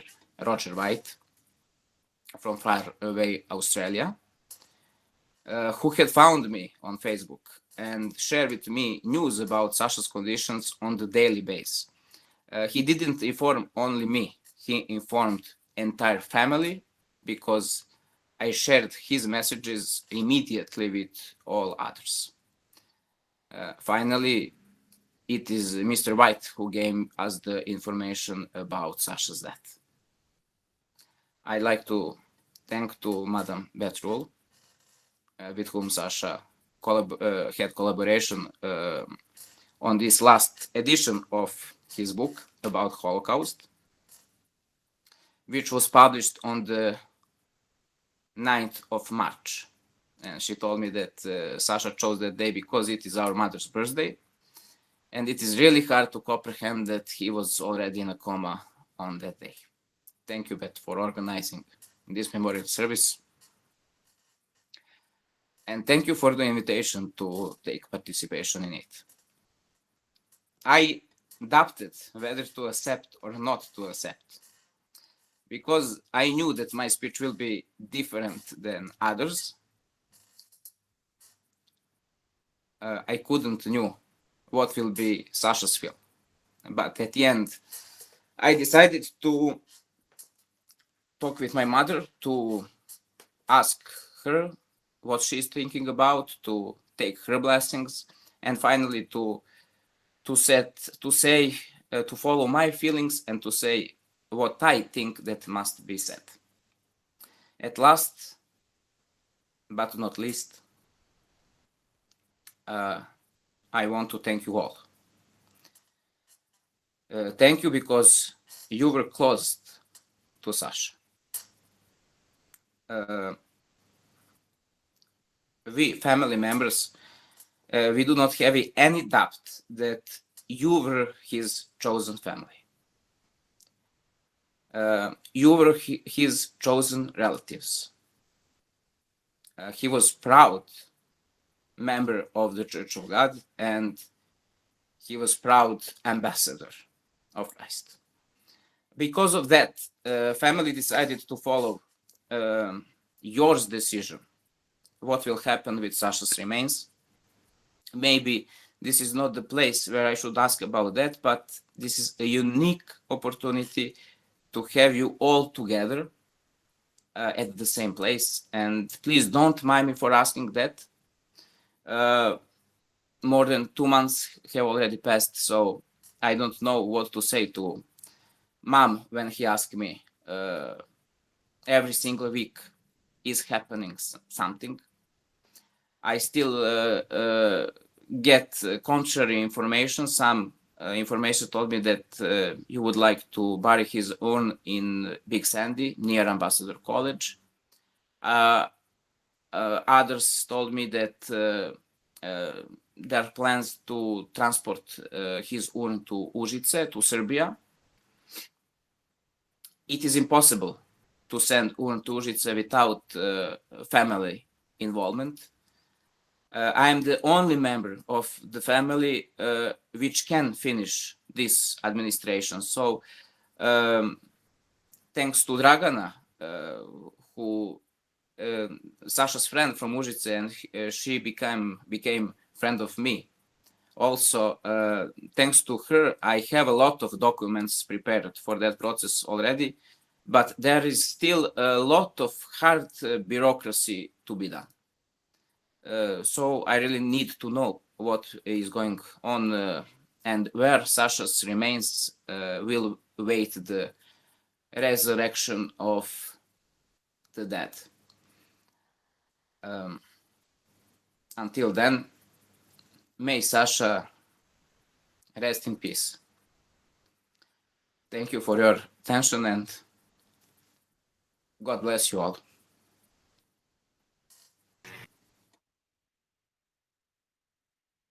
Thank you, Millie, for that incredible message and for sharing more about Sasha. Details that I think none of us knew, because he was very private with his life. Really appreciate your input.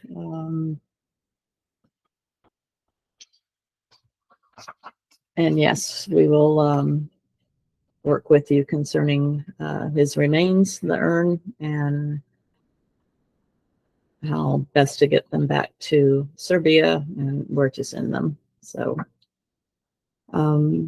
next up, we did have Roger White, but he's now traveling. He is newly employed as a new job and isn't able to make it. I haven't seen him pop online yet. He was hoping he would be able to, but I think he may be out on a job already. It's evening in Australia, and he's in Western Australia on a new job.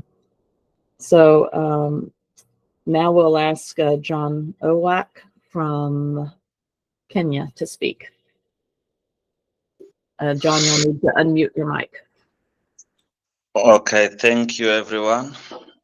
And it's a very sad moment for us still, as we remember our brother Sasa, who passed away and now resting. And I came to know Sasa when they visited us in Kenya. By the time he was ordained in Nairobi, I was there. And Sasa, we became friends because me also, I like talking. And Sasa also, we found we say the same thing. So Sasa became sick when he was in Nairobi. And I went to find for him some medicine, of which I forgot. He reminded me when we come to know each other again. And by that time, he was with Bob Thiel by that time, with the Continuing Church of God. So Sasa went back, and later on, he made a visit again, I think. Then he came to our hometown in Migori, southern part of Kenya, next to Tanzanian border. So there also we met with Sasa again, and we talked, and he was a friend, as I said. And then when we lost contact with Sasa because I left CCOG earlier before him. And later on, when they formed the Hope of Israel, Sasa found me again with Terry, and we came to contact with them. And we were discussing of things which were happening here. And before they chose me to be representative of Hope of Israel in Kenya, there are some difficulties with some brethren on the ground who are with them before. But Sasa insisted that, John, we have chosen you to be our representative. And Terry also supported that. And there we started working together. What I can say about Sasa is that he was a friend, and as I had one of us said that he liked music. So every time when Sasa talks, he used to say, sing a song, like when I visited some congregation nearby, when I reported back to him, he say, Africa is waka waka. So whenever I remember that, I feel that now I'll miss my brother, even especially during our Sabbath Skype Bible study, like today. Sasa will start talking to us individually. And Sasa used to tell me something that, John, don't think that someone will use you. You are my brother. And now I come to realize that I didn't know that Sasa has some family members. Now I can see his brother, they look alike.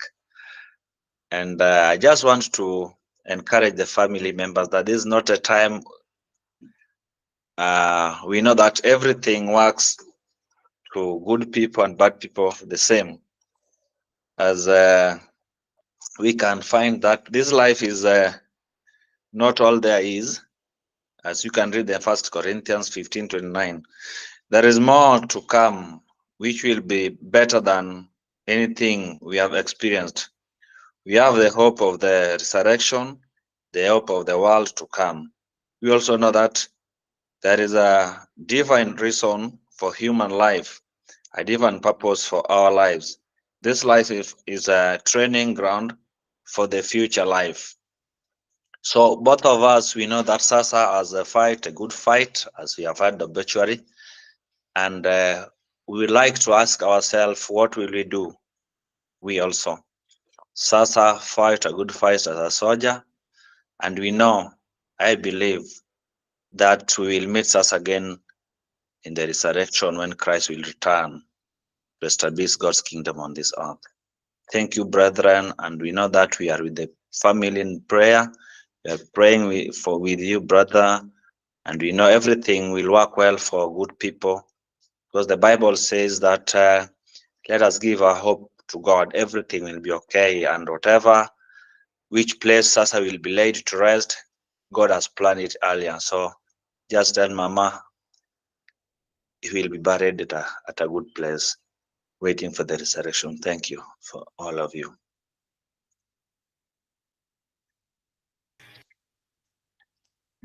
Thank you, John. Good to hear from you again. So John and I met more than 20 years ago at the Feast of Tabernacles in Kenya. So Thank you for your words about Sasha. It's heartwarming.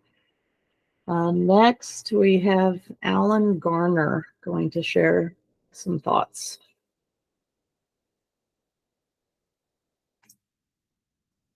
Alan, you're muted. You'll have to unmute yourself.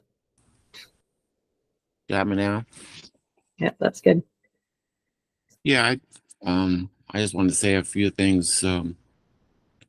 I met Sasha, I think, for the first time trying to get baptized through the CCOG. It seemed like every of the elders were either sick or one Mr. Close did die, and the other one had a brain injury. And so he ended up with Sasha, and I'm glad I did. After a few weeks of trying to connect on Skype, he coached me through which I thought was going to be a big ordeal to get baptized, but in 2 hours he said, "You're ready." So, and then at that point, I think I started listening to him on the Skype, CCOG, and just fell in love with his messages and the way he could talk. And I noticed several times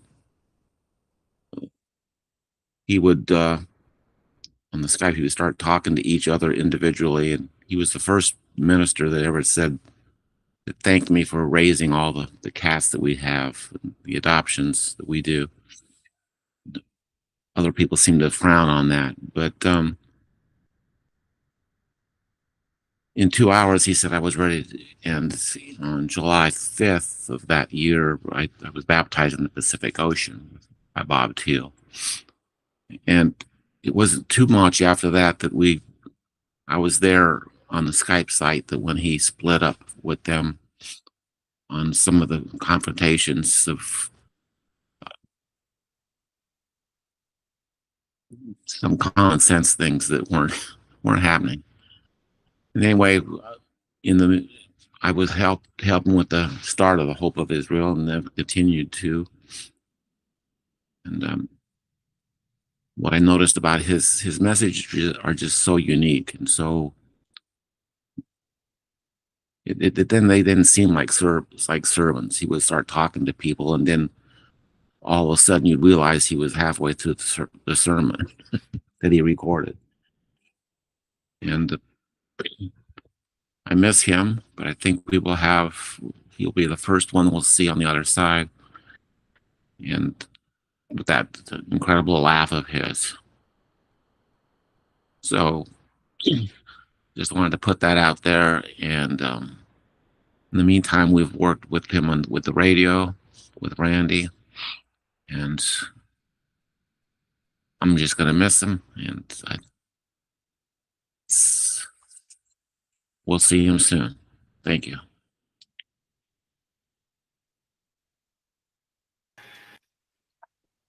Thank you, Alan. Mike, I think you're up. Would you like to share a bit?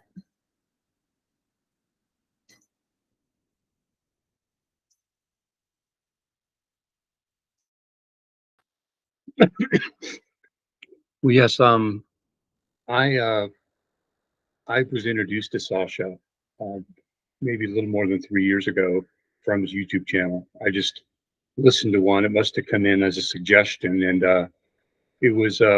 I was just amazed at his sort of command of the English language, and that can sometimes criticize, native speakers about their language because he spoke it so well. And but yeah, his messages seemed not centered around some corporate Church of God or anything like that. They were trunk of the tree stuff. They went out a little bit further, especially on prophecy and digging deep into things like just things that come to mind, like the life of his mother Mary and things like that. Just brought things out that I haven't heard in 40 years before, and it was very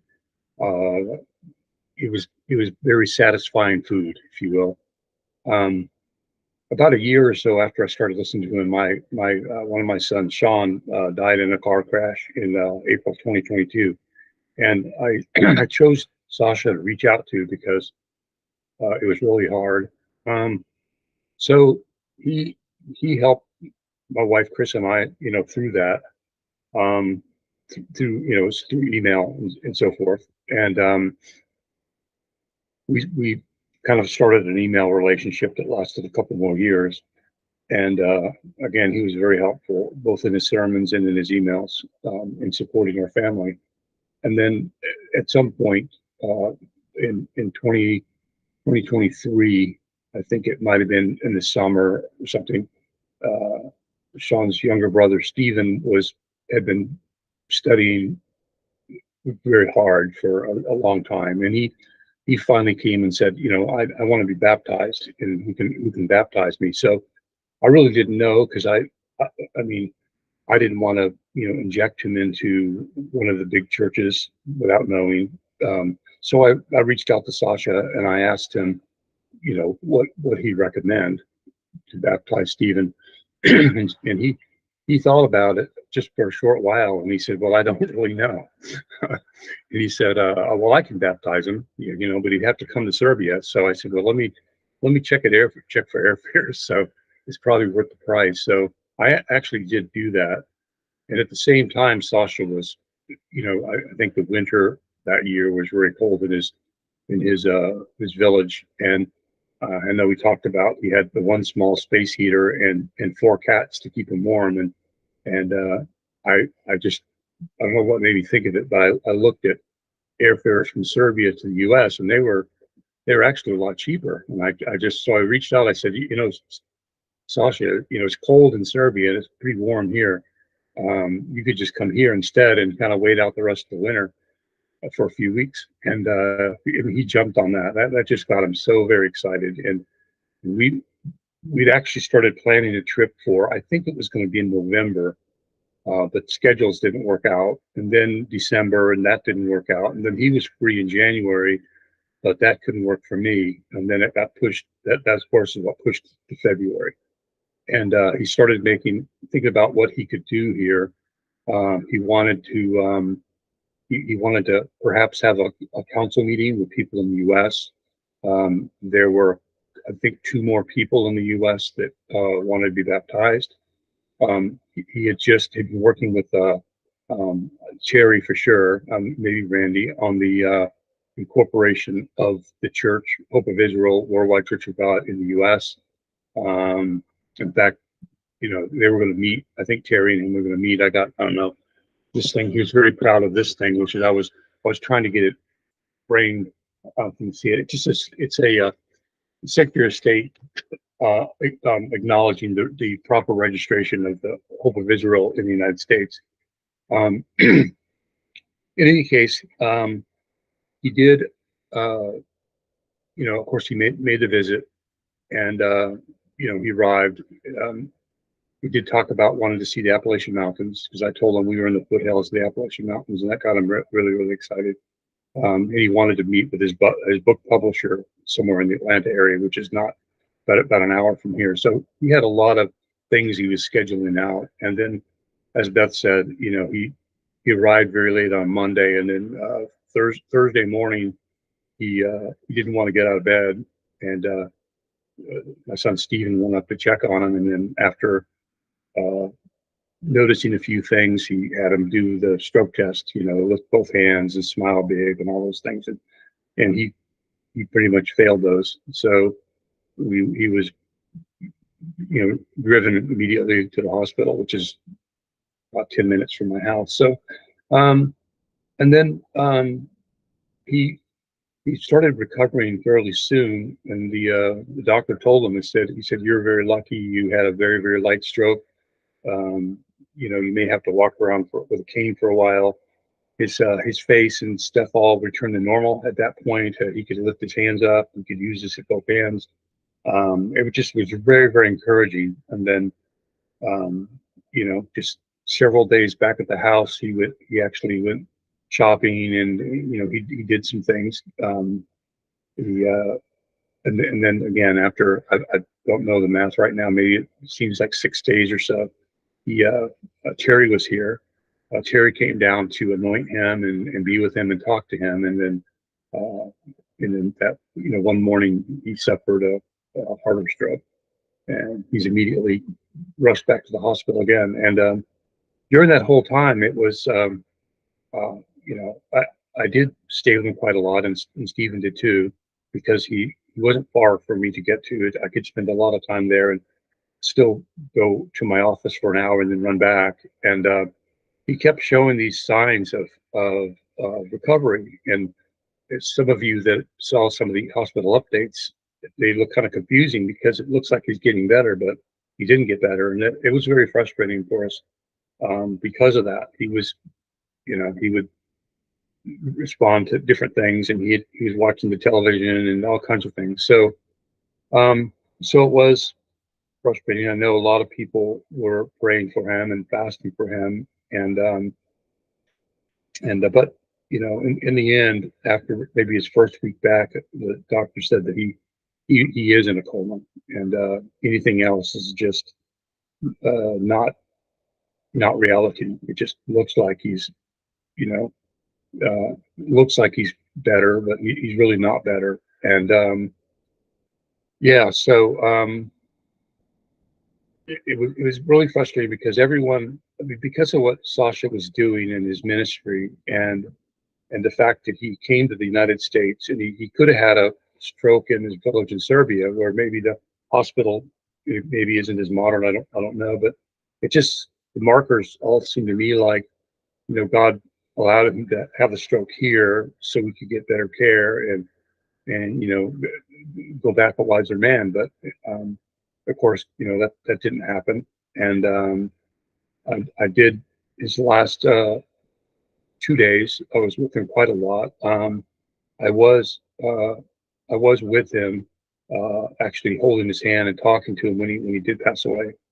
And even then I told the story to Beth, but I actually even just waited for like a whole hour afterwards. The nurse, I think the nurse thought she had to get somebody to come counsel me because I didn't leave, but I was just kind of waiting for him to wake back up. I mean, of course he didn't wake back up, but yeah, you can't forget Sasha, of course. Even without the last experience, I still wouldn't forget Sasha. He was very powerful in his speaking. He didn't put up with anybody's anything. He stuck to his guns. He stuck to the trunk of the tree. He just really wanted everyone to wake up because the end is here, and he wanted people to stop sleeping spiritually and just get fire under them, the same kind of fire he had.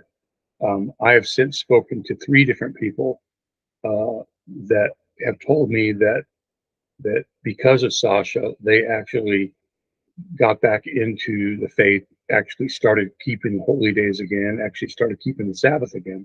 So he definitely had that effect, and I'll never forget that.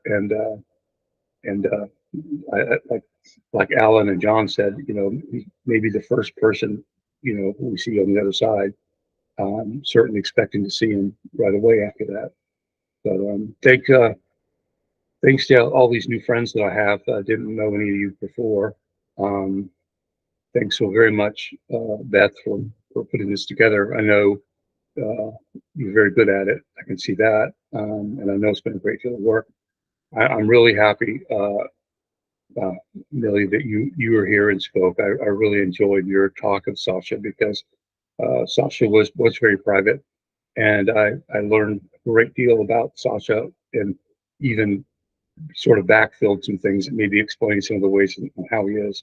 And but again, I'll miss him. I love him. I care for him, and it was not a burden. In fact, after his first stroke, he needed some extra care, and he was extremely. I would say he was humiliated and he was frustrated at the same time because he couldn't do some of the things he wanted to do on his own.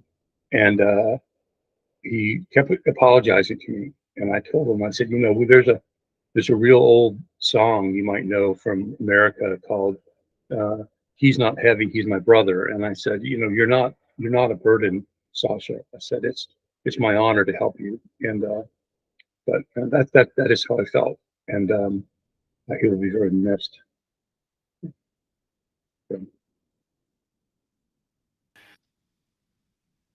Thank you, Mike, for sharing your memories and Sasha's last moments with us. And Jean would like to say a few words. So, Jean, you're on next. Don't forget Great. to unmute yourself. Yep, you should be able to hear me. Can you hear me? Yes, we can. Okay, let me see if I can. There we go. There we go. There we go. I've got this headset on because I'm still used to it. So it's not actually a physical attachment of my body. It's something I'm used to. I ran into Sasha at an online meeting that we had back in about 2015, 2016 with some other friends in America. I am currently here in Missouri, just so you have a perspective on where I'm hiding out. And I ran into Sasha, and I was really impressed with what I heard in the meeting. And I asked him if I have a podcast that I do about the two houses of Israel. That is my insanity. That's my focus. And I asked him if he would be willing to do an interview with me, and he was immediately positive about it and immediately receptive. And we ended up doing probably, I don't know, maybe 12 or 15 interviews over the course of the years subsequent to that. We did a lot of them. And we also had a little Sunday group that met on Skype of Margot Krause from Australia and Sasha and Bruce Briel from Israel and myself. And it was always fun having him involved in that too, because like you say, Sasha could always come up with some reason to laugh. You know, he was just amazing that way. And he would always make fun of our Jewish brother. But he had a way of stating it that made you know that it was not derogatory at all, but rather it was that he was having a good time and he was glad that you were there having a good time with him. And so we got for a very long stretch, I got to see him virtually every Sunday online, and that was really very, very cool. And we just I really enjoyed interviewing him because he was probably the easiest interview of all the people that I've interviewed, and I've interviewed over 300 people. He was the easiest one because all I had to do was shoot the starting pistol to get him started, and then hold up the stop sign to stop him, because he always had 2 hours worth of stuff in his head, and all you had to do was push the button, and he would immediately he was right there. And it was really a pleasure to know him. It was a pleasure to see him. And I'm really glad that I got to know him, and I'm really glad I got to know you all. So everybody just be blessed and know that we will see him again soon. Thanks. Appreciate that, Beth. Thank you, Jean. Absolutely. Would anyone else like to say a few words? Matilda? You'll need to unmute yourself. We would love to hear from you. Aunt Matilda? Yes. Hi. Don't really know what to say. I didn't really know Sasha very much. His mother was brought up in Serbia, and my father was Croatian. My father was Sasha's grandfather's brother. So Sasha's mother and I were first cousins. But whenever I visited family in Croatia, we would never see his mother, Spomenka. I would just see photos of this very pretty but lonely girl all by herself. So I used to think she was an orphan. But during the Second World War, my dad and her dad went over to Austria because they didn't want to fight under Hitler. So they were they escaped to Austria. And while in Austria, Sasha's grandfather was a doctor, and he went off to a village to help the villagers. And his wife took Spomenka, Sasha's mother, and went back to Serbia. She couldn't bear to leave her country. And so the husband, he came to England, as my dad did. And that's how we never ever, Spomenka and I never really met. I think I met her, I married a Serb. So I got all this Serbian, Croatian business in our family. I met her once, I think, with my ex-husband, but I don't think she had children at the time. And then I met, I went to see the family years later. I think Milivoje reminded me that he remembered my two sons having such great, huge feet.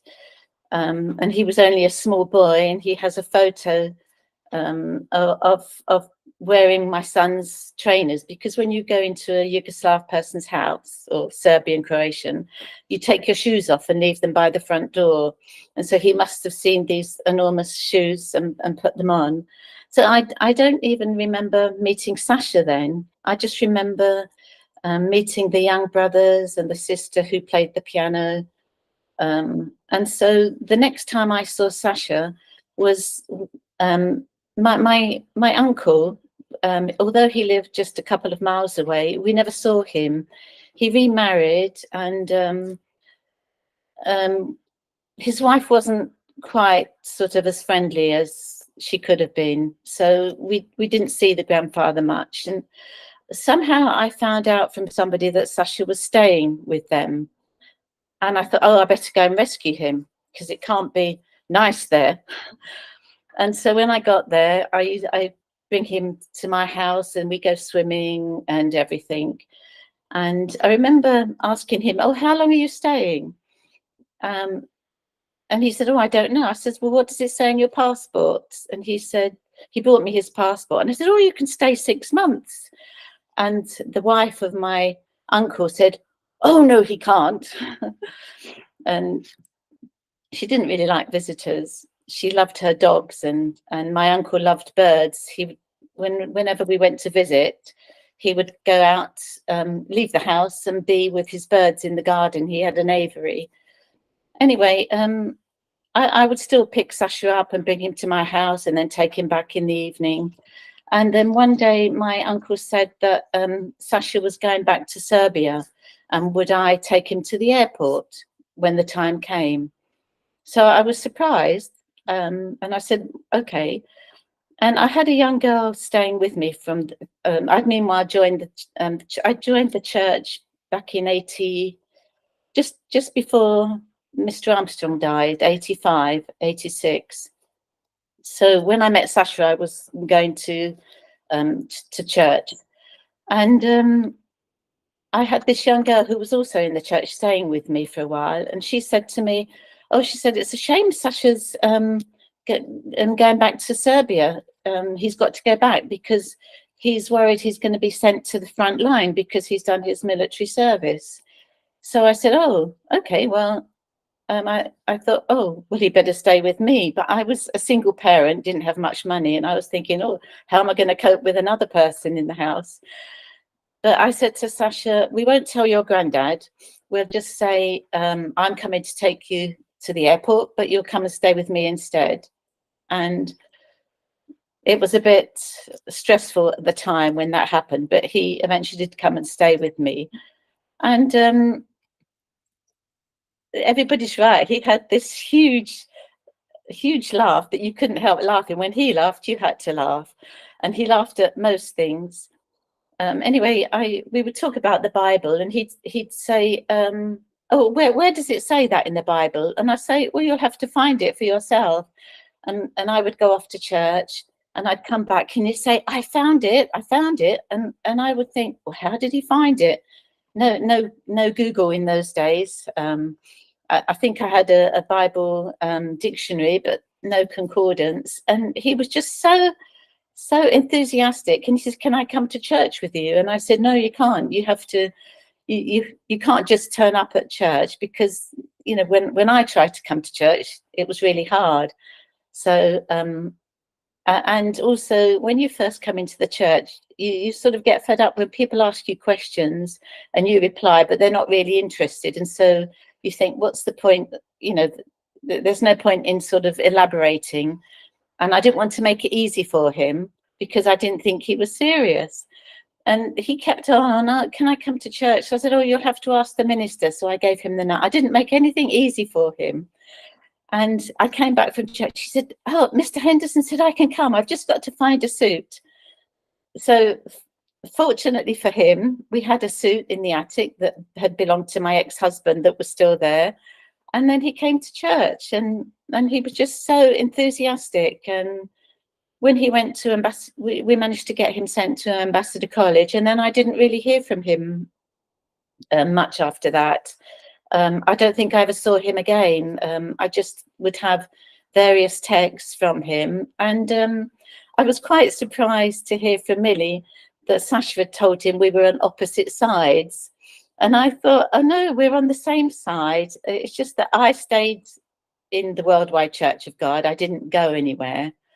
And Sasha thought I had gone along with the new changes, which I hadn't. So maybe that's why he didn't stay in touch. Every now and then I would email him, text him. But it's so lovely to get to know Milivoy, who's lovely, and to hear his side of how Sasha grew up, because Sasha didn't really say an awful lot about, you know, growing up. And sometimes it's not easy. Sometimes it's easier to be with other people than your own family. And there's no reason, I think it's just Satan likes to get in there to try and make families divisive. But it was lovely to hear Millie speak, and that's all I've got to say, really. Thank you so much for sharing, Matilda. That was lovely. Good to know how Sasha came into the church. You made him dig his nose into the Bible. And that was probably not online, was it? Was he digging into a paper Bible? Yeah, that's hard work. So Shirley would like to speak, so we'll have her share a few words next. Oh, thank you. I think the first time I really saw Sasha was when he was doing the paperwork in the church office where I worked to get things ready to go to Ambassador College.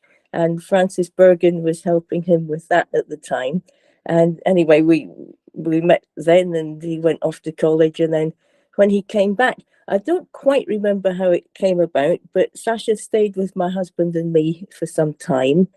And we had a lot of fun, and he was so enthusiastic and lots of connections. We both spoke some Spanish, and he even came to me I was learning the Czech language. He came along to my Czech class with me and was able to contribute by speaking Serbian in the Czech class.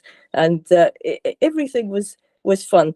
And yeah, I think my husband and I were able to help him with some family business at the time through various connections. And then when he did go back to Serbia, he was able to do some freelance work for me. We were both translators, different languages, but there were certain things he was able to help me with. Sadly, that dried up after a while. But yeah, Milivoje, it's so good to hear you. I'm so glad that you shared so open-heartedly about your brother. My great condolences to the family. We were a little bit in touch.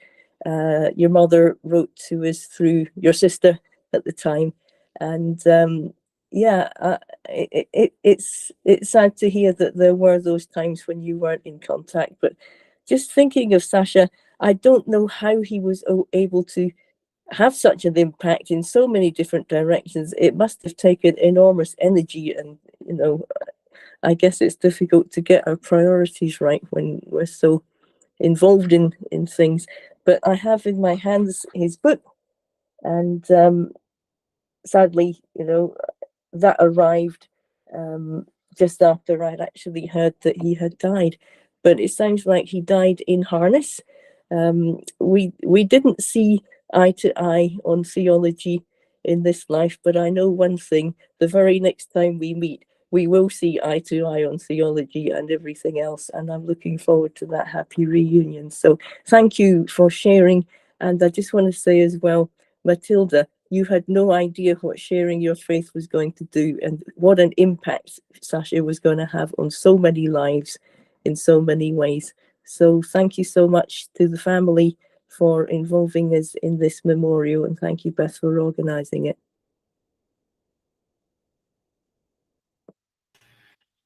Thank you for sharing, Shirley. Pleased to meet you. Another cog in Sasha's life. So Sasha was never afraid to share. That's actually what shocked me about him, is just his enthusiasm and his energy. When the publishing company did a podcast with him, to interview him, he like Gene experienced, all you do is ask one question and Sasha starts talking and he didn't stop. But I was amazed that when we had team meetings concerning his book about marketing and things like that. But anyway, he wasn't afraid to share his views and his faith and his belief in God, and talks about the destiny of Israel and the Gentile nations. He would share that with the people in my team who have no church history whatsoever, probably no biblical exposure, and he would just launch into talking about Israel and Gentiles and the plan of God, and I'm sure he shocked them quite a bit. Anyway, Jamie is raising his hand and he would like to share. So Jamie, you're next. Don't forget to unmute yourself. Hey Beth, g'day everybody. My voice is a bit gravelly. I've been quite unwell today, but I'll just keep my video off because I don't look too great. But yeah, I joined the Continuing Church of God in 2016, and I didn't have any contact with anyone else in the church for 3.5 years.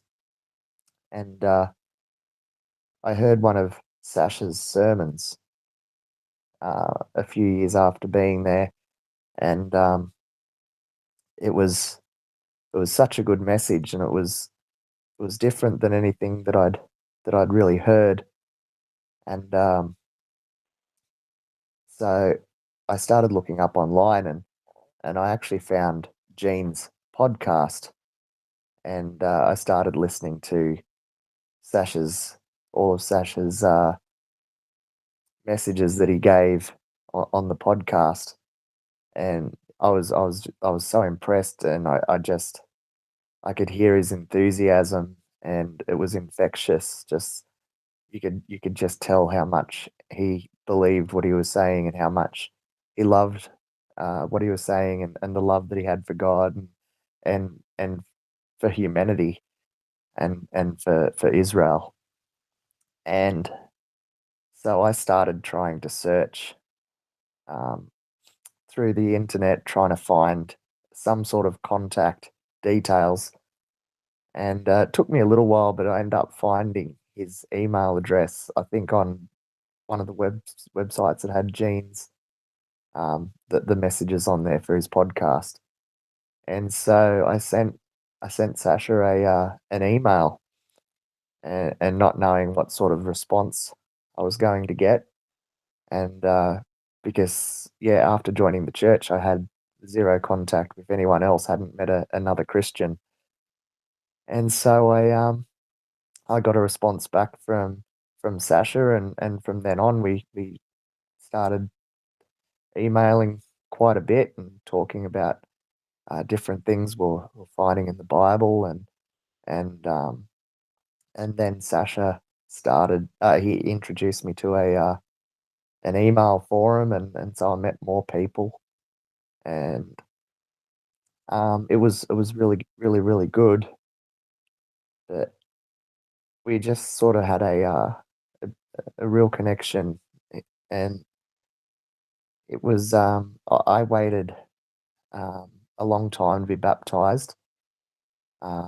Every time baptism come along, it fell through. I was going to get baptized at by the UCG, minister here in Canberra, but I kept getting sick right before baptism, and then we started up a Skype group for the Continuing Church of God in New Zealand and Australia. So I started attending there, and I wasn't always going to the UCG messages. So baptism sort of fell away again, and so then someone was going to be coming. I think Bob Teal was meant to be coming, but then COVID hit, and so all the borders closed. And then after things opened, someone else was going to come, or I don't remember the whole story now, but it just kept falling through. But Sasha, he really fought to make sure that someone was going to come, and in the end, it was him. And so, in 2022, at the Feast of Tabernacles, he came and baptized me and my mother-in-law and another friend of mine who comes from Queensland. And yeah, so it was really quite amazing for me that I didn't meet anyone else. And then I found Sasha, and then he was the one who came and did the baptism. Really, it was about 6.5 years after I joined, and then yeah, really, that we spoke most weeks. He was probably my best friend. So I'm very, very sad that this happened, but yeah, he was very, very, very enthusiastic, and he always had such love for all of my family, and when things had been difficult, even though he didn't have the means of helping, he'd always say that the church would help, and that he needed to make sure that we were okay. So yeah, that's my experience with Sasha.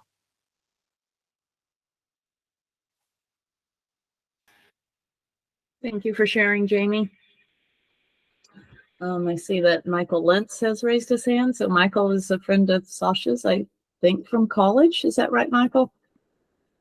Yeah, I was just going to chime in briefly. It's been really nice to hear from people from different parts of his life, his families, especially. Yeah, I just want to briefly say that I knew Sasha. I think we arrived at Ambassador the same year, 1992. I think we met pretty early on, and we became close friends. But yeah, again, just to kind of, his personality, obviously, that a lot of you guys have continued to know over his life, was well formed at that time. He's very enthusiastic, very passionate. I think we spent a lot of late nights, discussing things and asking lots of questions and so forth. One memory I was going to share, after Ambassador, I didn't stay involved in the Church of God, and so that part of his life I never really had much contact with him. But I did visit him in Belgrade in 2001. I was studying architecture in Germany at the time, and my wife and I at the time went to Bulgaria, and then we came in to visit him from Bulgaria, and this was right after they had reopened up their border.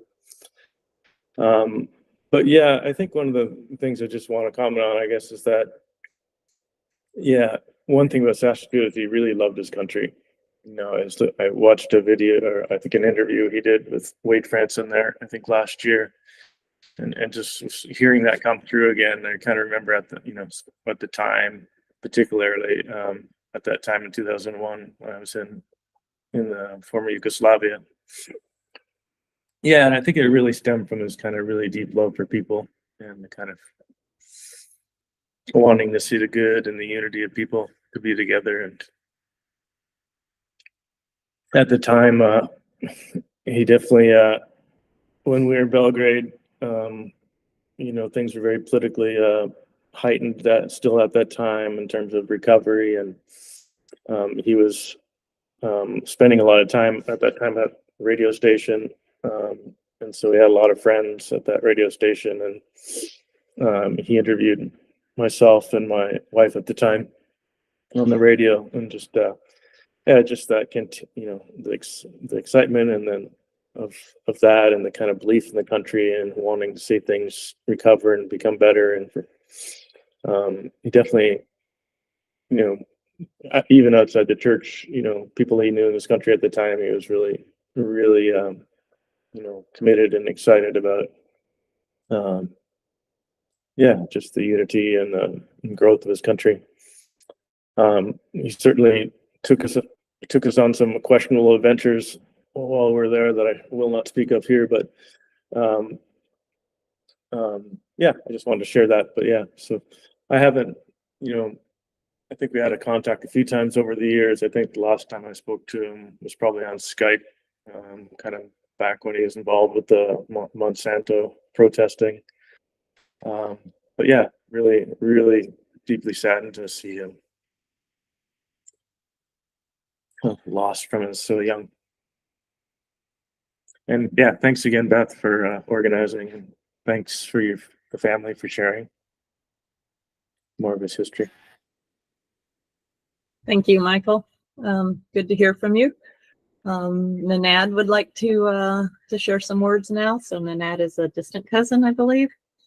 Go ahead, Nanad. Oh, you need to unmute yourself, Nanad. Oh, yeah.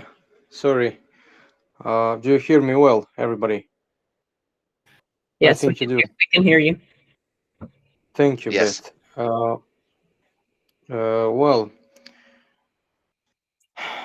the life travel with Sasha. I mean, when Sasha entered in my life, it was like 7 or 8 years ago. We were actually one friend of mine, one girl, she told me, "Hey, there's a cafe, like where everybody speaks English." I was like, "No kidding. Is that something that exists in our town?" She told, yes, come here, and I don't know, a couple of days I came there. There was karaoke night, game night, and everything, and those were two guys, one Dutch, Christopher Klopp, and the other one, Andrew Vaughan from Texas. They kept that cafe running, and it was like not as usual cafe, but you give as much as your money, like a charity, and you get a drink, something like that. I was like very confused, and then I saw some man with very good taste for dressing, like good clothes and everything, and really like not usual appearance, very how to say, with dignity. I was like, who is this man? I thought he's 30. I was like 21 at that time. I was like, who is this guy? And I thought, first of all, Sasha is American, or maybe I don't know, Canadian, because he speaks English like that. I was like, hey man, who are you? I'm Nenad. Nice to meet you. Oh, nice to meet you, man. I'm Sasha. Where are you from? I'm from here. What? And then we start to talk in Serbian. Man, why do you speak with me in English? I was like, I don't know, you speak English like American. Oh dear. And we met. He was first of all, he was terrified when he saw me, because he thought I'm like I don't know. I was my head was shaven, and I was shaven all like like some Nazi guy. I was like, and he was like, are you Nazi or what? I mean, kidding. I was like, no, but I don't like Jews and everything. I was at that time, I was really different person than now. And because, you know, I had some hatred toward Jews. I don't know, because our society throws everything and anything, guilt on Jews and everything, so on. And I didn't understand that. I was just totally different person, very young and everything. And me and Sasha started to talk about, I don't know, about Catholic Church and everything, about things in Serbia and so on and so on.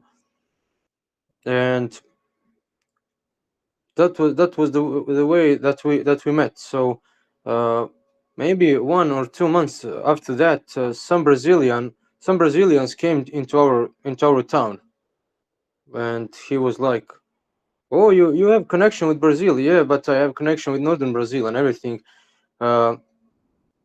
We met those Brazilians and every strangers that came into our city that were in those cafes, and he discovered to me that actually the persons that keep that cafe running, they're evangelical Christians, like evangelical church that came into Serbia to do a mission. And all that story was to warn them not to do that in our town, because our town is 95% Orthodox. They can get in trouble and everything. And after that, Sasha and me started to hang out like unusual places in a cultural center of our town. We went a couple of times in gallery, because he loved art and everything. He loved he's historian, obviously. He told me many things that I didn't know about our history, about history of the world and everything. And I was like, man, how do you know so much? He was, man, it's from Bible, really. And maybe 2 or 3 weeks after that, he gave me his Bible. And that's not usual Serbian translation from which Serbian Orthodox Church uses. This is a little bit different. I mean, a little bit newer translation. It's not from Vuk Karadžić or Đura Dančić translation. It's translation from Lujo Bakotić, a person who translated that like 1939. I think that's the date of his publishing of that translation into Serbian, because that guy Lujo Bakotić translated many Bibles in Croatian too, because he was Serbian Catholic but lived in Croatia, in I think Eastern Croatia, or no in Western Croatia, close to Dalmatia, in town named Sinj, and everything. And doesn't matter. He gave me that. I started to read. I asked him many questions and everything. We got really close because he also gave me some book that's written about family trees in Serbia that are originated from Montenegro, because many families in Western Serbia where we live are actually many of them originated from Herzegovina or Montenegro. And we found some bondage between ourselves, that we have my grandma, her family, and family Veljic are from the same like family tree, from Bratonožić family, like tribe. And he was like, "Oh, really? We are further relatives." By the time we became very close friends and everything, and he told me, "Can I call you cousin?" I was like, "However you want, man, because you are one of the closest persons in my life right now. We shared many things. wherever Sasha was, wherever Sasha was to transport some things to go somewhere, I offered him to drive him, because why should you pay price to or wait to depend on public transport when we have a car, of course. And we met many people and everything. We went through many things. I cannot even remember what we went through these past 7-8 years, how many years he lived here, and that got us close. He loved French movies, French people, and we talked almost every time about our Israelite roots, Celts and Balkans and everything. And he told me many times that I remind him about French people. I don't know how, but he told me, you look like a French, you're a little Rubenite and everything. I was laughing so hard, man. How the French, man? I don't speak like a French. And he showed me some similarities, how I remind him of French people in those French movies and everything. He even met my grandma, and because I kept to tell him that he and my grandma have a lot in common when it comes to pottery, because my grandma, she loves pottery, he loves pottery too. She loves gardens and flowers and plants, and she loved that too. I don't know, cats and everything. And also my grandma has had similar like movements when she talk like Sasha. He didn't believe me, and there was the day when we came into Baina Bashta and met with my grandma. He was like, "Oh, my cousin, you didn't lie, you didn't kid, man." I was like, "No, I was very serious." And he was so happy to meet her and everything, and he kept me asking when we can meet her again, when we can meet her again. I was like, whenever we want and everything. So there was a lot of happening. He also told me many about church history, about Mr. Armstrong, about his friends from college, how he went in college in also in San Salvador, memories from which he had with everybody of you, which were in college with him and everything. He talked a lot from about time in past, like when Yugoslavia was united and everything.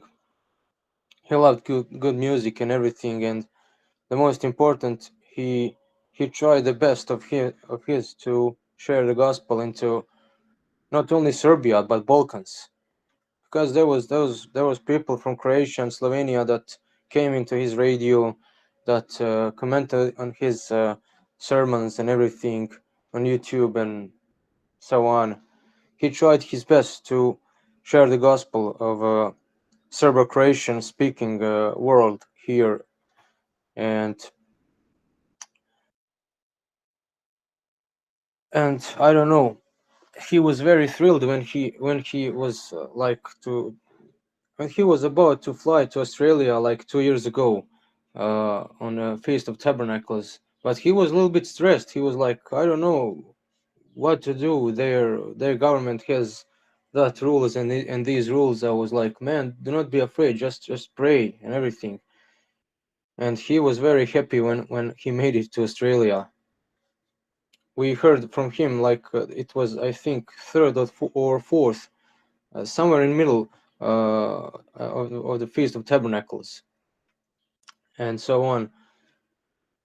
He was very happy to meet Jamie, to meet Craig White, to meet Roger, to meet everybody there. And I don't know, last year was 2023 was very turbulent to him, and he was so stressed because of many situations here, with literally everything, and he was very tired. I told him, man, do something about your snoring, because he had a problem with snoring.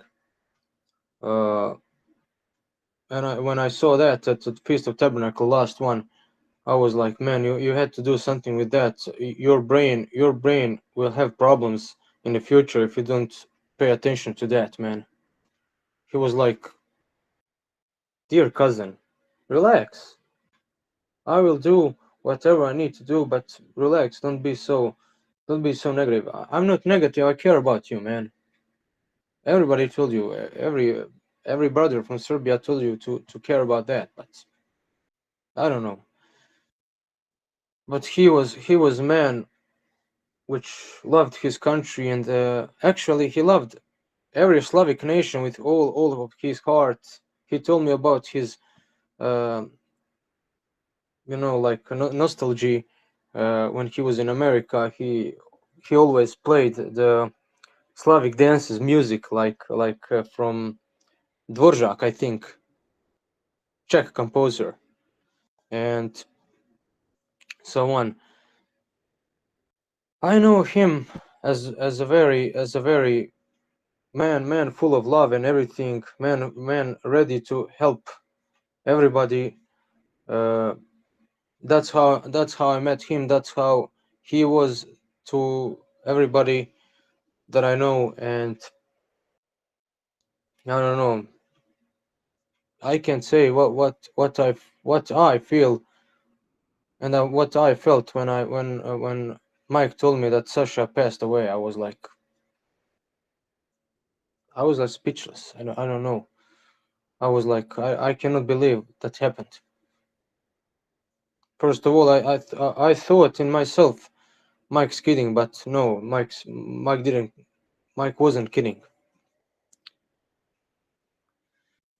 And I don't know, I don't know. We'll see him. Everybody of us will see him at the second Christ coming, Christ return, at first resurrection, I hope. And thank you, Beth, for organizing all of this. Thank you, everybody, for gathering, for just for being there for Sasha, whoever was. God bless you all.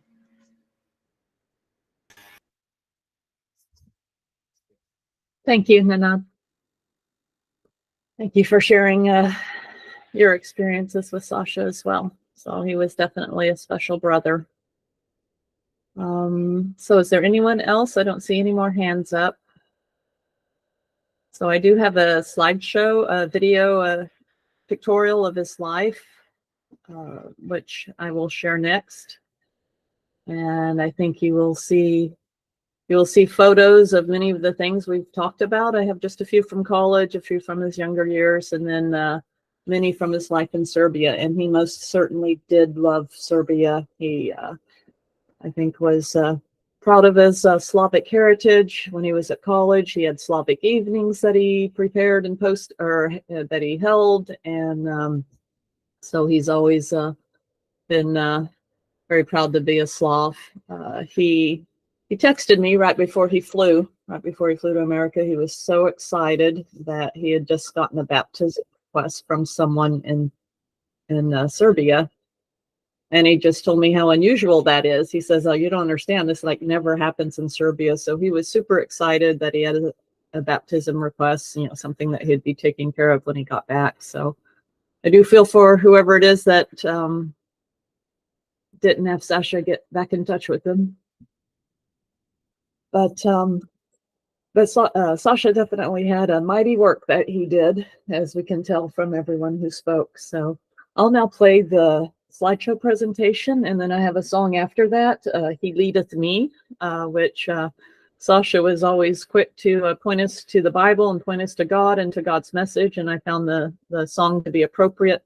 And then we'll come back on for just final comments and a closing prayer. Give me a second to share my screen and the slideshow.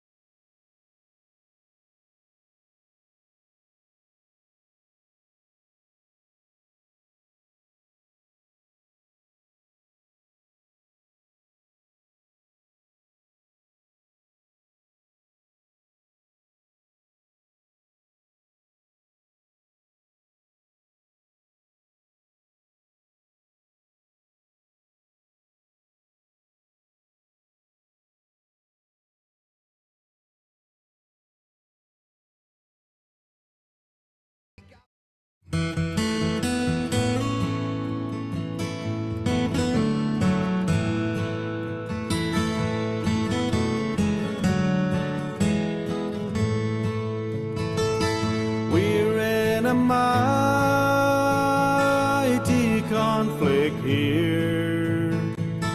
The army of the Lord. We must join forces, standing tall, and lean upon His word. The enemy is now in view, and bravely circles around. Then comes a cry from the battlefield, another soldier down. Go then with haste, stand by His side, and lend your strength once more.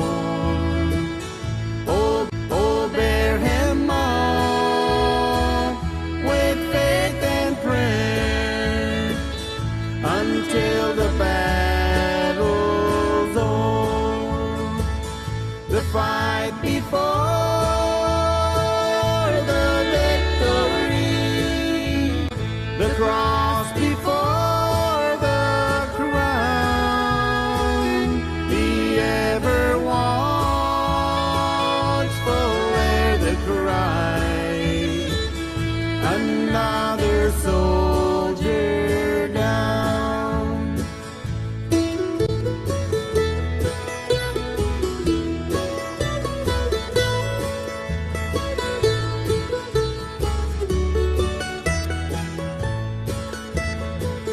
We've set our minds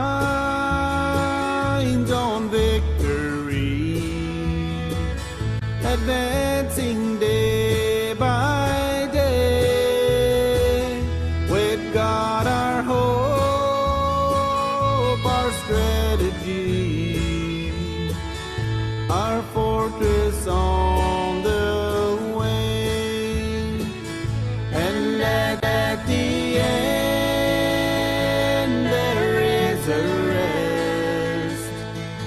an everlasting crown, all in the field, no more we'll hear other soldier down.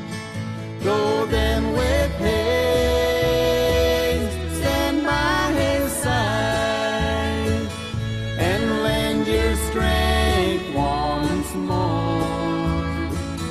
Oh, bear him up with faith and prayer until the battle's o'er. The fight before the victory, the cross before the crown. Be ever watchful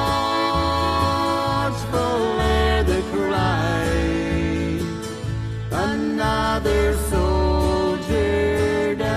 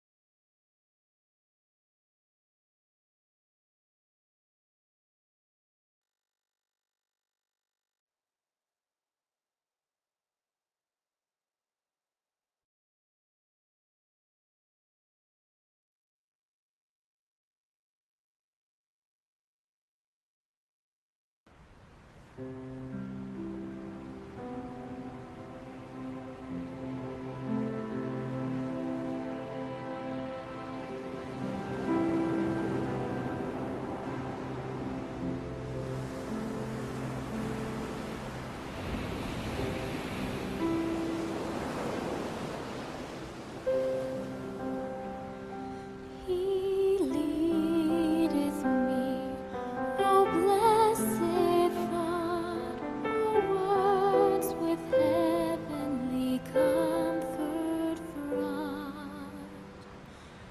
Whate'er I do, where'er I be, still 'tis God's hand that leadeth me. He leadeth me by his own hand, he leadeth me. His faithful follower I would be, for by his hand he leadeth me.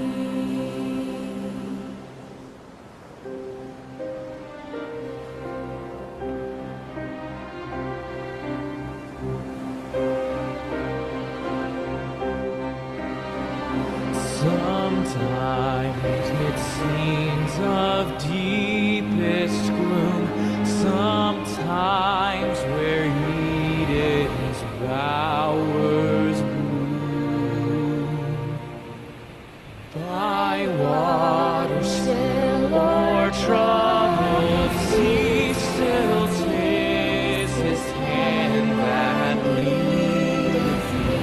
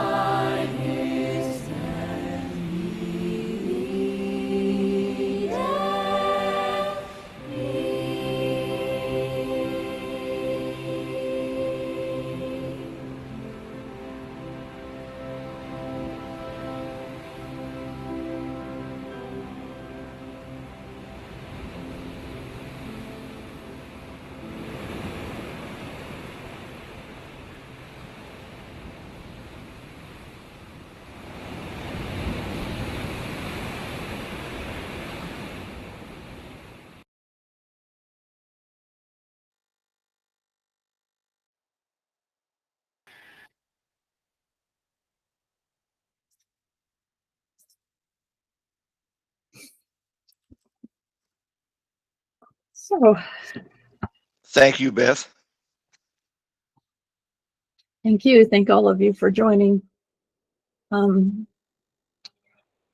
Sasha, when he got out of the hospital the first time, he sent his little Skype group, his Skype congregation, a message. And I was impressed then that his first thoughts, was that he needed to send a Sabbath greeting. I think he got out on a Thursday evening is when he came home. And the wee hours Friday morning, so it was after midnight his time. It was 11:22 on Thursday evening my time when he sent a message to the Skype group. And I wish I would have downloaded it. I didn't realize at the time that Skype deletes messages after 30 days. What I did do at the time was I transcribed it because his words were very encouraging. And so I thought I would read his final message to his church group, to you. And after that, we will conclude the service with a closing prayer. So here it is. This is what he wrote to this Skype group when he got out of the hospital the first time. Greetings to all of you, brethren. I'm out of the hospital, have been discharged yesterday. It's now Friday. Happy Sabbath to all of you. Be blessed. There is enough spiritual food out there, I believe, enough we have recorded already online that you can find. Be encouraged and still think that there is a great work ahead of us. That is why God has called us. In spite of all the trials we have been through, we are enduring. We all know that he called us for a purpose. Having that understanding in our minds and hearts is something that should continue to drive us forward to the very end. I am having a very nice time here in Georgia. And once I'm able to perform some pastoral duties, I think it will be very well spent. Investigative time, you might say. I also believe that there will be some great blessings in addition to God's work in general. And it is my conviction that all these trials and things that have been affecting us will just strengthen us and make our resolve even stronger, not to compromise to the end, but to be faithful and persevere to the very, very, very end of our spiritual life, our spiritual race. Stay well, and may God bless you, brethren. Happy Sabbath. And may in the months to come, especially the Passover coming up, may you all harvest rich blessings in your spiritual and personal life. And may we collectively, as the body of believers, reach a deeper maturity and deeper appreciation of who we are and who is the God, the great God, the only true God in this world that we serve. So that was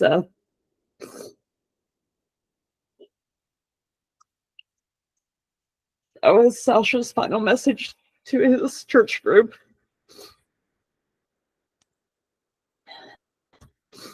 And I just found it quite appropriate to speak that out here now. So Alan's raising his hand. So Alan, go ahead. Yeah, I just wanted to. I know Randy's online, and he put a bunch of stuff together, and I'm sorted it out. I won't read the whole thing, but I think it's appropriate that he gets some of his in. He's been doing an awesome work on the radio. Okay. And Shirley's pushing forth a lot of Sasha's messages. But I'll just read kind of his main message, and then okay. Sasha lived out the theme of the legacy of a faithful shepherd, as described in 1 Peter 5:1-4. The elders who are among you I exhort, I who am a fellow elder and a witness of the suffering of Christ, and also a partaker of the glory that will be revealed. You shepherd the flock of God which is which is among you, serving as overseer, not by compulsion, but willingly, not for a dishonest gain, but eagerly, nor as the lords over those entrusted in you, but being an example to the flock. And when the chief shepherd appears, you will receive the crown of glory and does not fade away. Sasha embodied the spirit of humility and service described in the verses. He shepherded the flock of God with dedication and sincerity, leading by example and pointing out to the chief shepherd, Jesus Christ, Today, we honor Sasha's faithful leadership and look forward to the day when he will receive the crown of glory promised to all who faithfully serve Jesus Christ. As we bid a farewell to our leader, Brother Sasha, let us hold fast to the hope of resurrection and reunion in the presence of our Lord at his return. May his memory be a blessing to all, and may we strive to emulate his faithful devotion to God and his people. Farewell, faithful shepherd, until we meet again in the glorious presence of our Savior. Thank you for sharing that, Alan. Thank you, Randy, for what you wrote. And with that, unless anyone else has something to say, I think we will conclude the service. Thank you for joining us. It's an honor to meet all of you. It's lovely stories we heard from everyone. Thank you, especially Millie, for sharing your family story. And if anyone wants the video of the PowerPoint presentation, I'm happy to share it. It's quite large in size. I'll have to post it to a site that you can get to, but I know most of us don't even know each other, but you can find me online. That's how you found this place in the first place. And I'm putting my email address in the chat right now. So, and with that, so Alan, are you going to give the closing prayer, or are you Randy? I'm not sure. Alan, looks like you're up. Okay.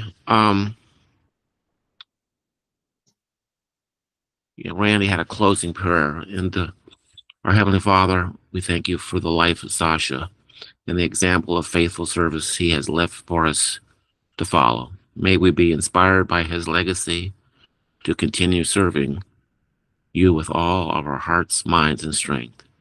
Comfort us in our grief, Lord, and grant us the assurance of eternal life through Jesus Christ, our Savior. Amen. Amen. And thanks again, Amen. Beth. I look forward to working with you with his book when we get a chance. I hope we can find the manuscript. Yeah. All right. Yeah, Sasha mentioned that he's been working on a book about Constantine. Ooh.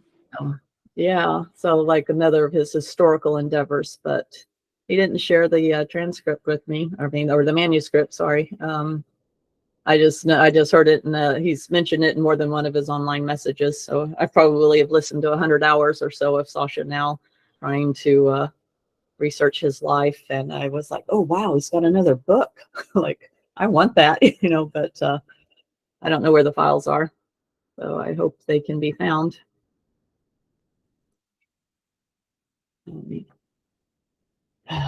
But that's it for the service. Everyone's dismissed. If you want to hang on and chat, that's fine too. I'll be here for a little while, and it's been a pleasure.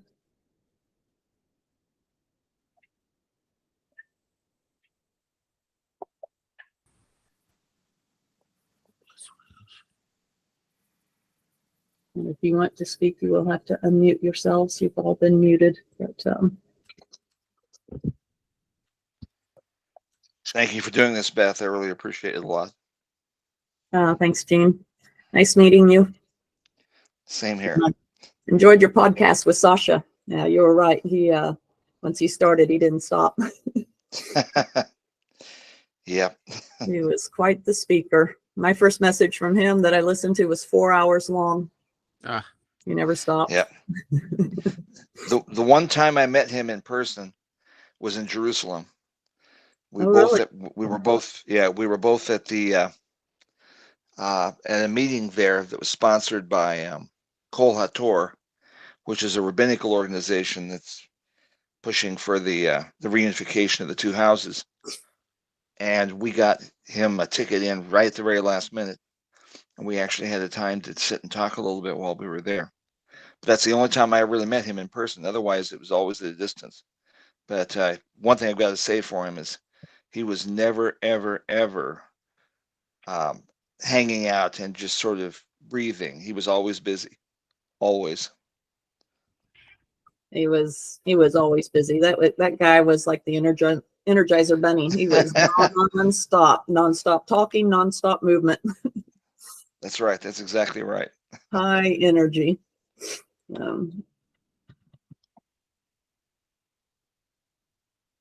Thanks again. Yeah, thank you.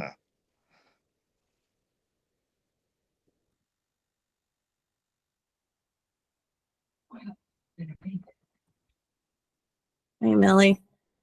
Thank you so much for what you shared. That was amazing. It really was. Helps me understand Sasha better. Thank you, Beth, and thank you all. And thank you for your attention and patience. I hope that I just expressed what I feel in the bottom of my heart. Oh, well, you know what?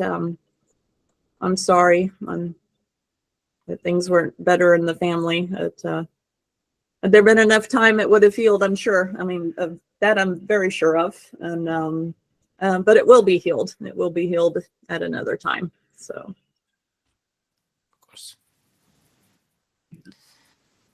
Many of us have experienced. Yeah, many of us have experienced breaches in the family, and it takes a lot of work to get past them. It was great to meet you all, even in this sad occasion and sad opportunity, and to see my dear Aunt Tilda. I found the picture, so I will share it with you today afternoon. I remember that when Luka came twice in Serbia, I remember that. So thank you so much, because you were so close to my brother. Thank you. It's lovely getting to see you, and because I lived in Belgrade for about 5 years before I had children, and during that time I didn't really know about your mum. So I only met her the once, and then I went back to England and had children, and I think, yes, then my son Luca spent a month after his university. Maybe that's when he went to see you. I don't remember, but it was nice that we got to see you when you were little. And I look forward to seeing the photo. Yes, you wrote me in perfect Serbian. So I read your messages loudly to Igor. Igor was with me. Yes, we were so surprised with your. I remember that you speak Serbian, but with your perfect Serbian, not so much decades. I have to admit that I did help use Google, because sometimes I wasn't sure how to say something. So, but yeah, I still speak Serbian. Još uvijek govorim. We'll make some video call with mom. Yes. I will make it. Yes, and yeah. Yes. I look and forward to that. Yes, and when Urn will come to Serbia and we bury it, we will of course make some pictures and share with all of you. Thank you so much. And thank you, Beth, for everything. It's been great to hear all these stories about Sasha, who was such a character. Well, that he was, clearly. And thank you, Matilda. I'm glad I found you on his Facebook page. So I just made a guess after he spoke about Aunt Matilda in one of his messages, his 4-hour message. He repeatedly said your name. I was like, okay, I've got to find a Matilda as one of his contacts. Oh.